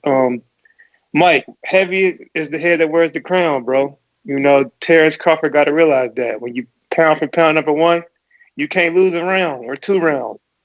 Because at the end of the day, that's what we talking about. We talking about a man that lost 2 rounds the whole fight, and we acting like he lost. You know what I'm saying? Ness on her chatting bullshit, telling me he wasn't supposed to get knocked down by a guy named Mean Machine. Fucking Andre Ward was a pound for pound great. He got knocked down by Darnell Boone. Wilder got knocked down by that was in the beginnings of their career, man. Get the fuck out of here. Your man's on the way out, and you talking about getting knocked down in your prime. You gonna bring up Wilder's development and Andre Ward's development. Like, you guys are just reaching. Just admit it. He ain't look good. He ain't look good. It's okay. Everybody don't look good every day. Losing 2 rounds means you don't look good. For one, like I told somebody else, he could have easily fought like he fought Postal. Jab, moved, lateral movement around the ring. You motherfuckers would have complained. He sat in front of the guy in the pocket and fought that man's fight and caught his shot. That's one of his biggest flaws that I've always said, because I'm not a casual. He tends to pull back with his chin in the air and his hands down, and he pulls straight back. That's what happened against Gamboa, and that's what happened last night. That's like the only flaw in the man's game. He needs to touch up on that shit. I admit it. But, I mean, we learned, like, again, when you hit Bud clean, you don't hurt him. All you do is piss him off. He was never wobbled. His legs was never shaky. He never took a step back. He got hit. Controversial knockdown. You want to call it a flash? Go ahead. He got up, beat the shit out of dude for every second of the rest of the fight. And dude landed more clean shots. If he's so chinny, why didn't he get wobbled again in the fight? So just stop painting these false-ass narratives. Guys calling in saying dumb shit. He'll lose to this guy. He'll lose to Broner. Like, this shit is just getting dumb now. Like I said, I like the Let me ask you a question. So you saying, with your logic, if you get knocked down once, you should continue to get knocked down, is what you're saying? If you get chinny, you get hit clean. When you keep going down, then we see AJ go down like 4 fucking times. So I'm not within my right to say that Felix Trinidad was chinny? Yes, he was chinny. He got knocked down multiple times. And he would get up and win. What's wrong with that? So how, he got knocked down once, right? Crawford got knocked down once too. Why could we call Felix Trinidad chinny for getting up off the floor and winning, but we can't call Crawford that. Because he's free from criticism with you guys. But it's cool. Your time is up, and we ain't got to deal with y'all no more. He ain't going to fight no more for like another 8 months, and it's going to be another motherfucking mean machine, potatoes and cheese type of dude, man. And till then, I'll see y'all. We got Joseph Brown. Talk to me. Hey, I want to know what's going on, fellas. I just want to know why all of a sudden it's okay for Bud fans to sit here and cry at River over somebody talking about his performance when Spence fought an elite fighter in Porter, and all you dudes is up here talking about, oh, Spence is trash. He can't beat Bud. So the shoe's on the other foot. Accept it. Take the criticism. Stop crying like little girls about this shit. Look, this motherfucker didn't live up to his own expectations. That's a fact. He said, his trainer said 3 rounds, he's going to get this man up out of here. He didn't do it. So if he can go on national, if he can quote on Twitter or IG that Spence is fooled after Spence beat Porter, then this nigga, what the fuck is he after beating Green Machine? What is he? Stop the crying, man. You niggas is whack. You niggas is clowns to get up here and cape for this man because he had a bad performance and y'all can't take nobody talking about him. Look, if he gonna call somebody food, then what the fuck is he? That's my call, man. Yo, Joseph, man, I fucking love that energy, bruh. I wish you wasn't on that speakerphone, but yeah, man. I mean, I'm telling you, man, he free from criticism, man. That's what it is, man. You can't criticize old boy. His fans don't want that, man. But Wilder fights, and he could get criticized immediately. Even if he knock you out. Oh, he lost 6 rounds. He could get criticized. I don't understand why Bud fans don't want him to be spoken of in any light. We got a Skype caller that we have not gotten to. If you feel like we ain't get to you yet, I'm talking to you. And it's because you ain't got no screen name. There you go. You unmuted. What's up? Who's this? Is that me? Yes, it's you. What's your name, brother? You got no screen name. Oh, sorry. I have to fix 90 that. seconds. My name is Farid. I'm calling from Sweden. Farid? Farid? Yeah, hello. Hello, guys. Yeah. All right. Nice to meet I'm you, a brother. long time listener, first time caller. You know, I work graveyard shifts, and I'm very entertained by all this talk. You know, I like it very much. Appreciate it. You say you're from Sweden? Yeah, I live in Sweden. That's amazing, man. Thank you for continuing to make us international. Appreciate it. Yeah, I mean, Ness, you're very entertaining to me. You always make me laugh, and you troll sometimes. Sometimes you're serious. You know, it's a mixed bag of fun times with you. You know, I like it. Appreciate it. I mean, Terence showed some flaws in his fight, and I would say that Errol Spence did as well, but Errol Spence showed flaws against a higher level of competition, in my opinion. So, that's whole Canelo conversation, man. Canelo said, you guys are saying I'm having tight fights. It's tight fights with Canelo elite. is clearly number 1 pound for pound. Clearly. I mean, we have to say that at this point. Come on now. It should be. It should be clear. And, you know, I was listening to Terence Crawford on this Max on Boxing show, and he was talking about him being this great switch hitter. And, I mean, he does it frequently, but in my opinion, even someone like Floyd Mayweather does it more efficiently. In his fight against Sean B. Mitchell, he switches much more efficiently, in my opinion. His left from the southpaw position is better than Terence Crawford's, in my opinion. You know. You guys hear me? Yeah, we hear you. Just don't want to interrupt. Yeah, no, I mean, I'm just saying, you know, it's how easily we forget. You know, we overrate the current guys and underrate the past fighters like Marvin Hagler. I mean, he shouldn't even be mentioning his name, in my opinion. I mean, Marvin Hagler retired at the same age that Terence Crawford is at right now, and who has Terence Crawford beat at this point? I mean, we're just Gamboa. Yeah, we're stroking his balls, you know. Jeff Horn. Yeah, and Ness, I wanted to ask you something because I do value your opinion. And you spoke about this before, and I actually thought about it before you said it. Tank Davis, when he beat Jose Pedraza, do you think that's a better victory than Teofimo Lopez's victory against what's his name? Richard Commey? Yeah, Richard Commey. What's a better victory at this point in their careers, you know? And that at the time that Tank Davis beat Pedraza. Man, I'm gonna say those were equal. And if someone says that the Commey win is lesser, I'm not gonna argue because he has 2 losses, even though they're controversial. He's got losses, and I believe Pedraza was undefeated. Man, he was an undefeated champ, and Tank was the first one to do what he did, and then only to watch Pedraza come back and put all type of little scrappy paws on Lomachenko. It's like, yeah, I like what he did. But Mike, what he said his name was? Farid. Farid. Just try and change your screen name, brother, so we could get to you next time, man. Thank you for calling in. Sweden in this motherfucker. Let me go out to my co-hosts in New Jersey. You sound a little bit low, man. If you want, we might want to turn them levels up before we get to you. What about now? Yeah, you good. I mean, I would like to hear you a little bit louder, but what am I? Who am I? Yeah.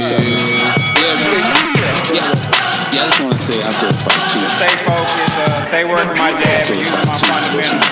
As you saying, right? Boxing voice. Because if he comes to fight, then I'm going to have to look for him. I saw the fight too. I think you accurate. Yo, what up, everybody? I hope y'all hear me. What up, Mike? What up? I see you cheering like what up? Yo, why you always grabbing the mic like you on stage, bruh? I mean, I'm grabbing it because you said I sound low, but let me grab the mic. Grab it like David Ruffin.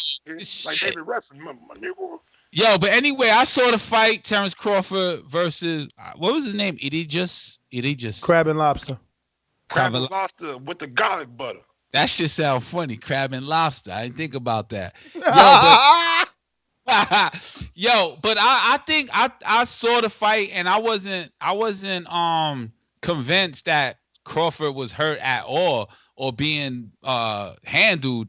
I see his man Crab and Lobster was entertaining, but that was by way of Terence Crawford. I think Terence Crawford was doing the Ali, faking he was hurt. You know what I'm saying? The whole time of the fight, I felt no threat. Faking? Yeah, man. Let that man speak, Ness. Hold on. Let him speak. Triple G. Let me look vulnerable. I think that Crab and Lobster was tough, but the Terence Crawford is the whatever his middle. What's Bud mean though? Bud, the flowers. I meant like I was. We gonna smoke that ass, nigga. That's what it means. But all jokes aside, yo, Bud did do diligence by entertaining the house, the big room, Madison Square Garden, and the people watching. He did look a little vulnerable, but I think that shit was done on purpose. You know, Ali did it. I remember they used to say that about Golovkin when he would come back with his face all beat up. You know what I'm saying? But what I gotta disagree with is Timothy Bradley, man. I think Bud gotta leave Top Rank. If he wants those fights, he gotta say, bye-bye. You ain't gonna be able to make it happen. Bye-bye. But again, you know, if the boss gives you that check and says, yo, just be here, do your job, I'm gonna give you these big bucks, then he'll be here, do his job, and get paid those big bucks. And until then, we won't see him fight anybody. Like, who's on that menu? What's in that restaurant, Top Rank restaurant menu? Straight vegan? What's the menu on? They ain't even got vegan over there. They got barrels of water for Bud. He getting straight water. What's next for Bud after the crab and lobster meal? Nobody knows, man. Nobody knows. Ask Mike. Mike, what you think is next? Sean Porter. That's a good fight. That's a wish, though. That's like we got to all put our energy together. I'm old, so remember Care Bears? We got to all hold hands and chant at the same time. I'm more like a Captain Planet kind of guy. He got the ring and all the shit come and he put the ring in the air. Okay. All the water, wind, and fire. Well, we all got to come together, though. The point of that is we all got to come together for Sean Porter to happen. Right. And I don't know if the voice is going to be loud enough just yet. If the drums could be beat, right now. I tell you though, I was entertained by the whole performance. You was the casual? Way 100% entertained. Why were you entertained? Why? Because you saw Bud look like he was playing with his food, but letting explain what that mean. But what that mean was he was letting himself. He was taking risk. He was taking risk to do damage. Yeah, hell yeah. He showed he had dog. He showed he wanted to get his man out of there. He didn't fall. I would call that fall a slip as well. A slip. Yo, what did he slip on, Bud fans? Why y'all keep calling it a slip? It's not down. It's not down. 3 seconds later, he fell. Enrique, let me ask you a question. When you take risks, sometimes you have consequences for taking those risks, right? Of course, that's why he got punched in the face a few times. Exactly. Thank you, Enrique. And that was what Golovkin did. Hey, Enrique, and that's exactly our point, right? So, like, the opposite argument is he took risks versus a marshmallow and got hit up, got dropped, legitimately dropped, and it was waved away by the undefeated with a draw to Ray Robinson champ. Like, it's cool. You a casual. You ain't supposed to know. They supposed to sell him to you as the mean machine because he mean. He mean. He coming to kill. Sold. You know? Exactly. I purchased it. Exactly. What the fuck is that, Nessie? He want to kill. But I didn't believe it, though. I didn't believe it. He mean, man. He mean. So, you know, it's different. They sold that. But, like, we saying, hold up. If Mean Machine did that ain't on the elite level. No matter what budget, he a two-time Olympian. Everybody trying to prop him up. It's like, nah, hold up. That dude not Danny, Sean, Keith, Mikey, nobody. Like, he not them. That's the weakest argument, though. You know. No, that's what we want to see. No, but he ain't gonna fight Danny them how he fought Mean Machine. Come on, bro. He's smarter than that. Yeah. He will not fight him like he fought Mean Machine. Come on, bro. We don't know none of that, man. We don't know none of that until them fights happen, man. That's what I'm saying. That's why we thought Earl was gonna walk through Sean. We thought that. Who is we? Man, hell of us, man. The general public. Can I say something? And Mike, and that's cool. But we talking about the general public. General public. I'm gonna say two things, right? You said we thought. And then you also said something about whatever. But the we thought means that we don't know shit about boxing. Why? All right, well, Crawford Trainer ain't no shit. He thought he was going to get Mean Machine out in 3. All right, well, he got him out in what, 7? 7 or 8 or 9. All the time saying outlandish shit, trying to hype shit up. He overlooked. He did the AJ Ruiz first fight. That's what he did. He got lucky. Bruh, man, listen. I'm not gonna be as nice as y'all because I was out here watching all the pre-fight hype. You didn't. You know what I'm saying? I'm out here listening to you tell people you gonna be the prime Floyd.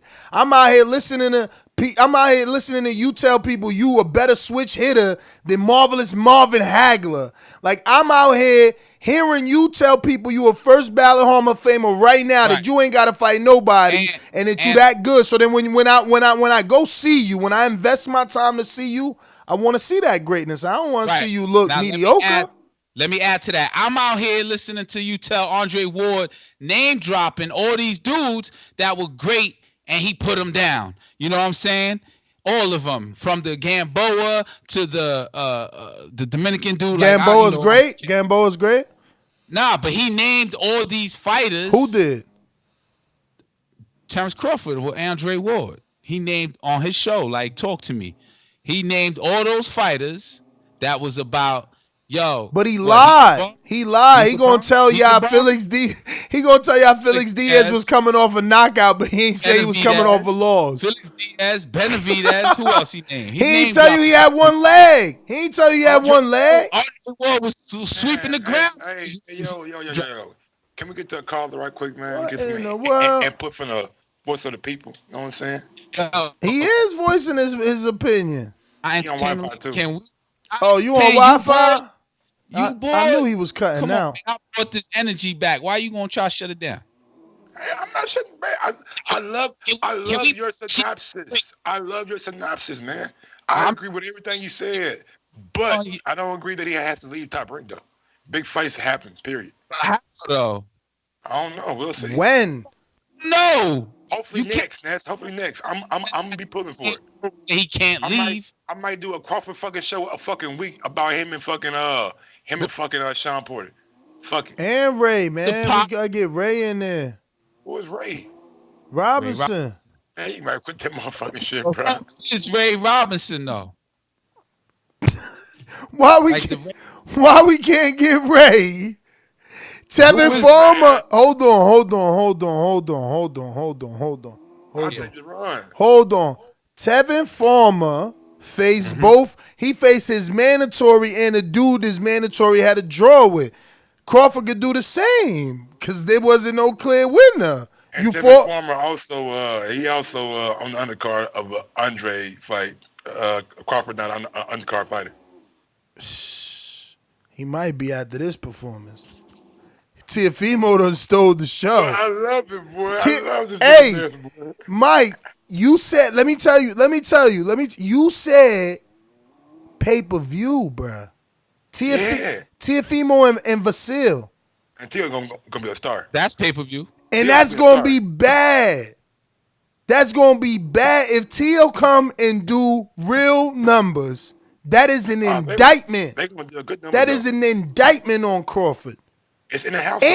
And on Top Rank. And on Top Rank. It's in the house though. You telling me this dude could come off of one knockout win and all of a sudden he a star? He coming out back. Crawford done won ESPYs, Unified, Undisputed, belts, back wins after the Heisman Trophy by knockouts, by electric knockouts. You talking about back to back like it just happened? You talking about once a year? People back to back. You know what came off back to back? That Nakayaki win he had. That was and then this. That was back to back. Nakani, man, Nakatani. Nakatani. That's was back to back, but that Heisman shit was last year and this year. It was one. It wasn't like nobody even remember that shit. Man, shit. I want to see the numbers when they come out. Yo, I just got this random text that says, "Do you know Siku Powell? SEK? Yeah. What about him? 154 pounder. He's 154 pounder. I don't know if he's active anymore. He fought K9 Bundras back in the day. He fought a couple of people. He was decent. He may not be active then, so he ain't like ready to fight anybody 154. That's we trying gonna to be matchmake or something. What's going on? Nah. Somebody just text me. I told you. I'm just trying to be knowledgeable, so I go to the Expedia. Yo, boxing. but why he text you? They just text you Siku Powell name without no context. A woman said that. Oh, she probably know him and want to know, do you know him?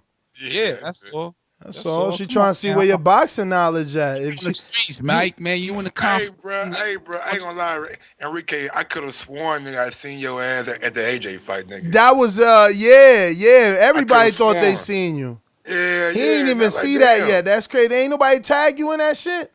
Nigga, that ain't a mirror. Nigga looking like a mirror, boy. What? I'm telling you, yo, man, listen, Enrique. He stole your whole fucking Check your levels, Enrique. Check your levels on your internet, because every time you get excited, you cutting out. Damn, man, I gotta talk soft. This nigga stole your whole swag, though, bro. Yeah, he did steal your little silver hair. But you know, we do it. That's how I do it, man. You're a trendsetter. Trendsetter. Take risks, man. Get hit in the face and come back and win. Yeah. Legendary, baby. Legendary. Yo, so where you want to see Crawford go next? Legendary as a casual. I mean, you know, that's what I went to you guys for. Like, yo, who is next? Like, I mean, he has to leave Top Rank, or Top Rank has to take, you know, some pay cuts and pay Crawford the big bucks so that he could cross over. Because right now, I don't know a damn name on the freaking, I don't know one meal for Crawford on that menu. You said there's no vegan on that list. I mean, I think maybe they go with the Regis next. Regis Let Progress? me see what's on the Wait, Regis Progress? Yeah. Ooh, after tripping, man. Why we ain't saying Sean Porter? I don't understand that. Cause Sean got a #1 spot. So think about it. He do too? Think about it. Think And what about body? Listen to me. Danny's the mandatory to the WBC. He got a shot at 2 belts. So he going to take a tune-up, stay active, wait for Earl. Sean, if the offer ain't right from Top Rank, Sean going to wait. Because whether Danny win or Earl win, he got a crack at 2 belts because he the number 1 in the WBC. You get it? So, like, that's what y'all don't get, man. Like, y'all got to make it worth. Why you making faces? Why the Bob fans getting upset? This is exactly what happened to Wilder. Wilder had Joseph Parker in the fucking stands. Announcement was intimate. He was there to announce the fight. Wilder knocked out Washington. Joseph went the fuck home and fought AJ. That's how it worked, man. It's what offer makes better sense.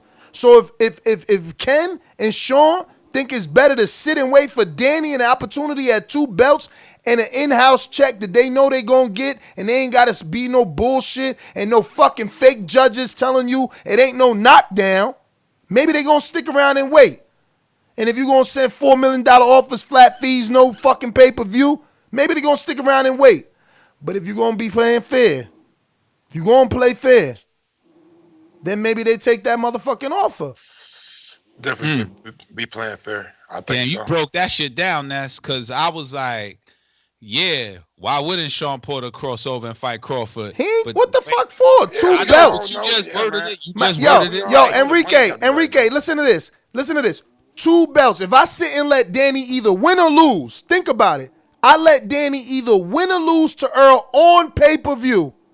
I'm automatically next on pay-per-view.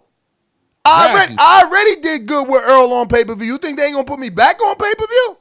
Exactly, and then you gotta deal offer with top me rank, graduate or Harvard graduate, freaking Bob Arum breaking rules, making rules, trying to own shit.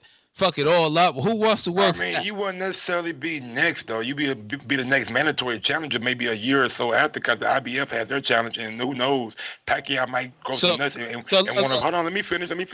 Pacquiao might want a fight with Earl Spence if he's able to get past Danny and his IBF mandatory that he has to fulfill also. So who knows if Sean Porter gonna be next in 2020? He might be next in 2021 when WBC goes up for the next mandatory.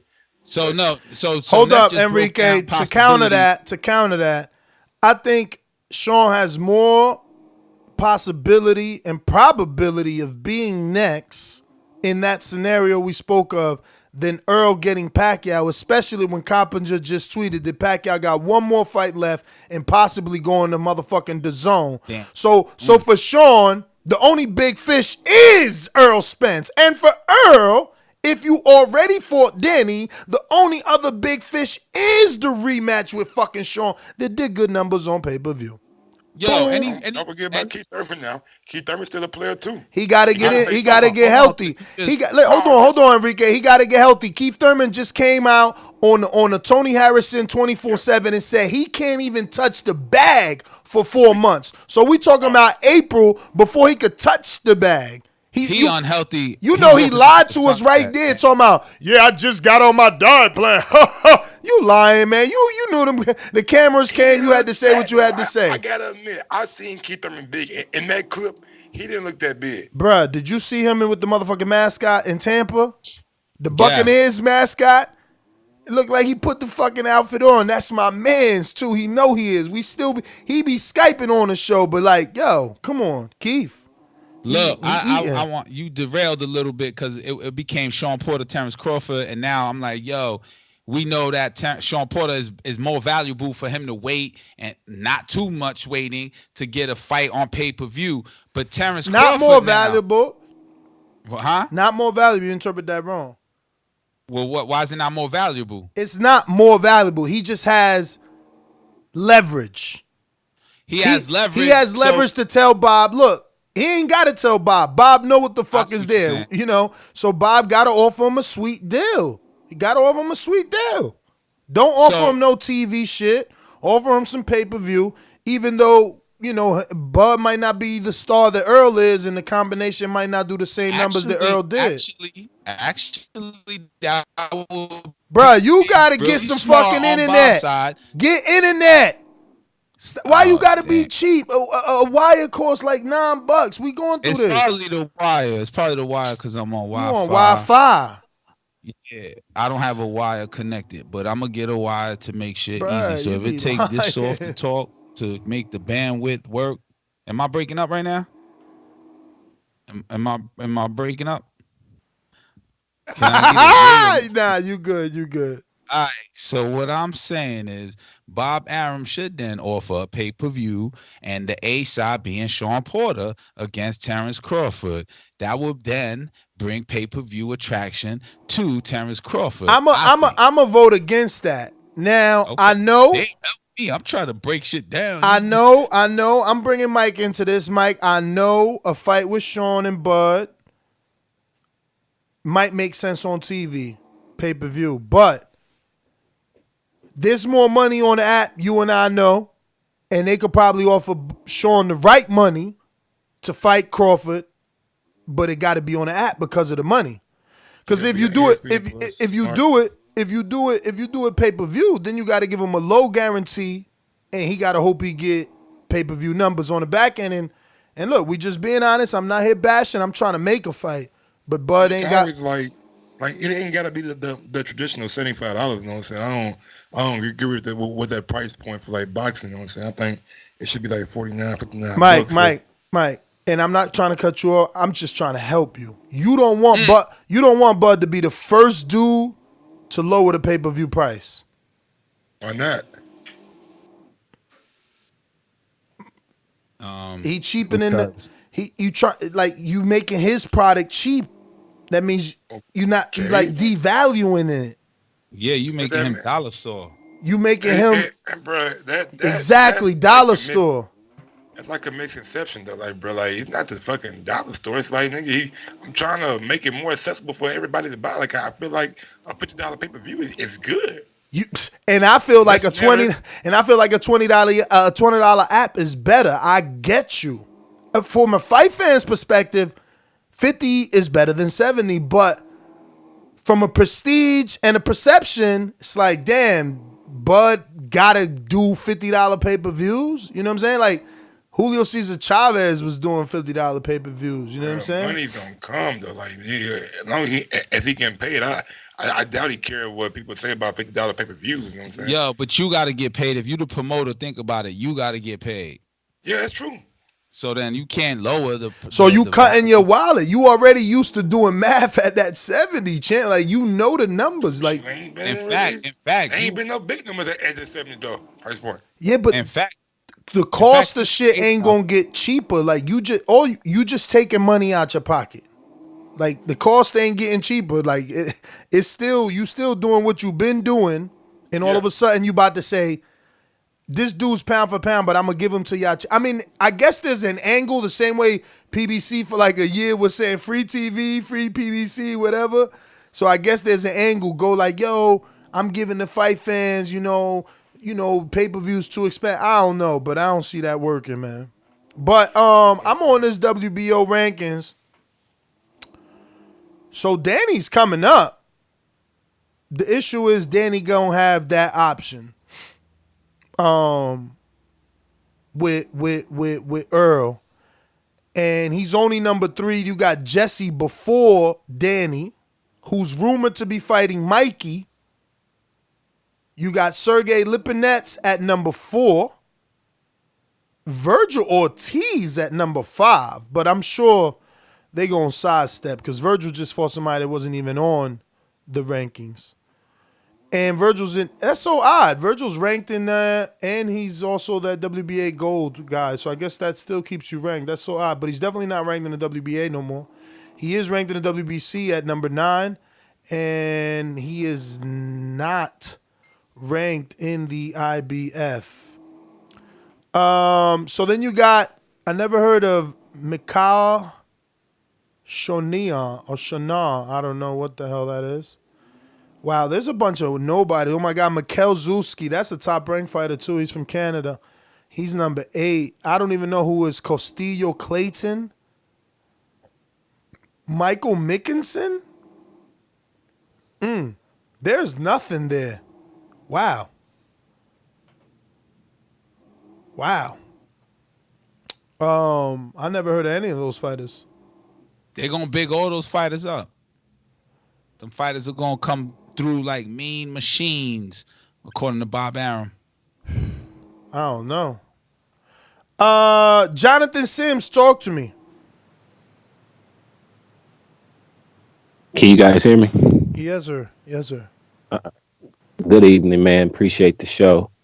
I thought that was a tremendous performance by Bud, despite, in my opinion, what was a knockdown, but technically wasn't.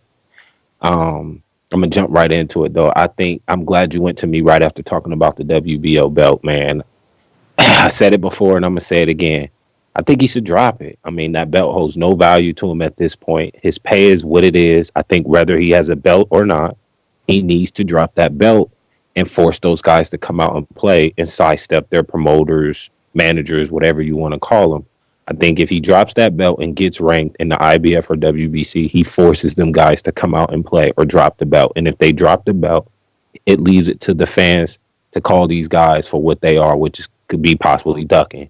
But as long as he holds on to that WBL, it's just another excuse or another block in the road that's preventing these guys to come out and play. And I mean, at this point, it's just like, I just feel like the fans is being played. Like we want these fights more than they do. And it's kind of sickening because it's like they all could be friends laughing at us. Like, you know what I'm saying? Like, it's like we're caping for the fights more than they are. And it's getting kind of ridiculous. Like, you know what I'm saying? It truly makes Wilder so much more valuable because he can make shit happen. And one thing I will say is, can y'all please stop saying Top Rank and Al got together for that fight? We all know Tyson Fury and Wilder fought before that Top Rank deal was done. That was not them coming together. That fight was done before he went to Top Rank. That's the reason why he got the Top Rank deals, because he had signed that Wilder fight, and then there was a rematch in there. Negative, man. False. And the draw False. nullified the rematch clause. And why was the deal? Why was the deal announced after the Wilder False. fight? And False. he has five fights. First fight was negotiated a whole new contract. False. Neth know I'm right. What, Mike?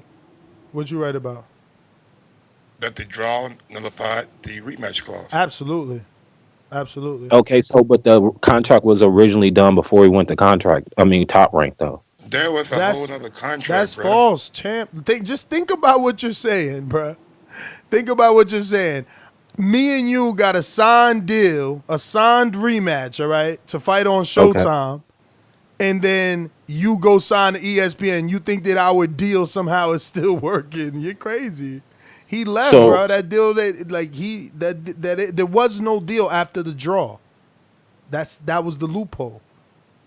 So but that still doesn't eradicate that the deal was done before he went to Top Rank. What do you mean, bro? He broke the deal by going to Top Rank. Don't you get that? They had to renegotiate. There was a rematch in place before he signed the Top Rank. Oh man. I'm not. No, I'll let you get the rest of your call and just explain it to you after your 3 minutes. I mean, because from what it shows is the Top Rank deal was signed February 22nd of 2019. He fought Wilder in 2018. He has a 5-fight deal. He's going into his 3rd fight of his 5-fight deal. So if the deal was signed before he got the Wilder fight, wouldn't he only have one more fight left? Just my opinion. I guess. What is it that you're saying, that the deal was signed or not signed before the Wilder fight? I'm saying lost me at this point. I'm saying that the Wilder fight and Fury fight was done before Fury signed the Top Rank. Now you're talking about the second fight. No, I'm talking about the first fight. Yes, the first fight took place on Showtime. And then there was a rematch in that original deal, which was null and void because of the draw. Okay, so then the re-signing of the deal was done under Top Rank is the argument now. That's what we've been trying to correct you on. That's the whole point I've been trying to say, bro. That's what we've been trying to correct you on that. Okay, so here's the okay. So with that loophole, it's not fair to say that Top Rank and Al Heyman got together for the deal when the fight was originally done outside of Top Rank, and then there Bruh, was a you we gotta go, John. original deal. And then you said the draw nullified it. They were going to do the rematch. The draw nullified it. So of course they're still going to fight because there was a draw. No, they not, Chan. That's the whole point. Like that, you missing so much information, but that is your 3 minutes. Listen, you missing so much information. 10 minutes, goddamn. Remember that Wilder even was offering him 50-50 to try and get him to sign, bro. My man left. He left. Just like AJ left. And not only did he leave, he left and then got on air and told you, I left because I didn't trust Showtime to give me a fair deal. Now I got with a real American promotional company that's going to back me, blah, blah, blah, blah, blah. AJ also was on Showtime and left. Like, this is just like very simple shit. Very simple shit. Like, people take the long route, like, oh, Wilder ducked this guy. AJ was signed to Showtime and left. It's just that simple, man. And so was motherfucking Fury. Now, Fury was different with the one fight deal, but he had the rematch. And, you know, with the draw, it nullified it, but they offered him 50-50 to stay, and he left.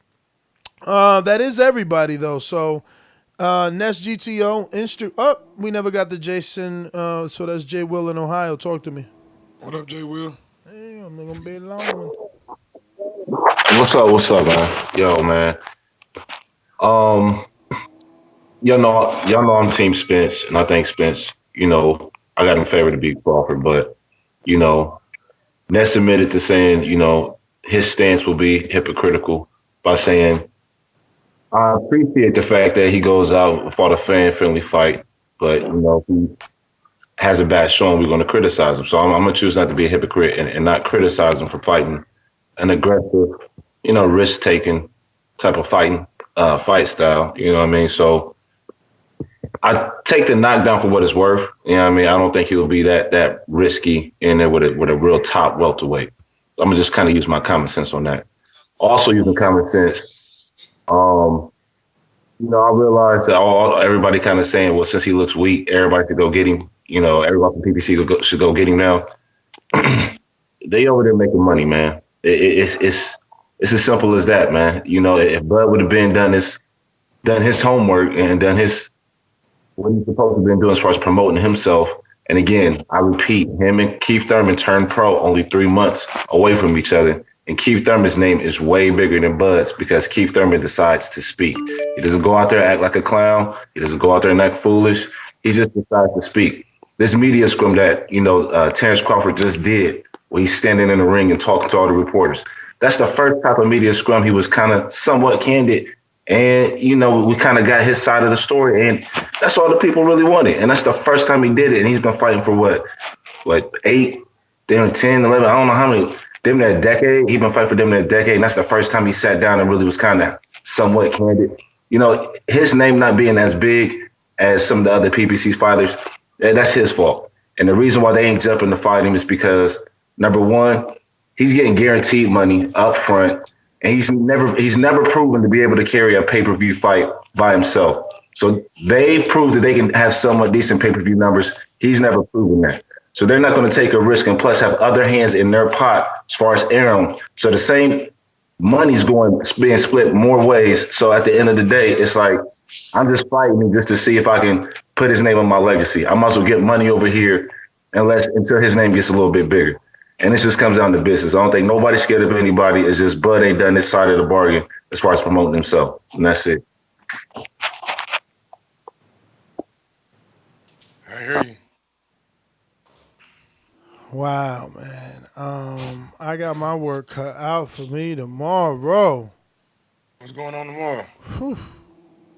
Gonna have a fantastic show. Alabama. I'm on Joshua.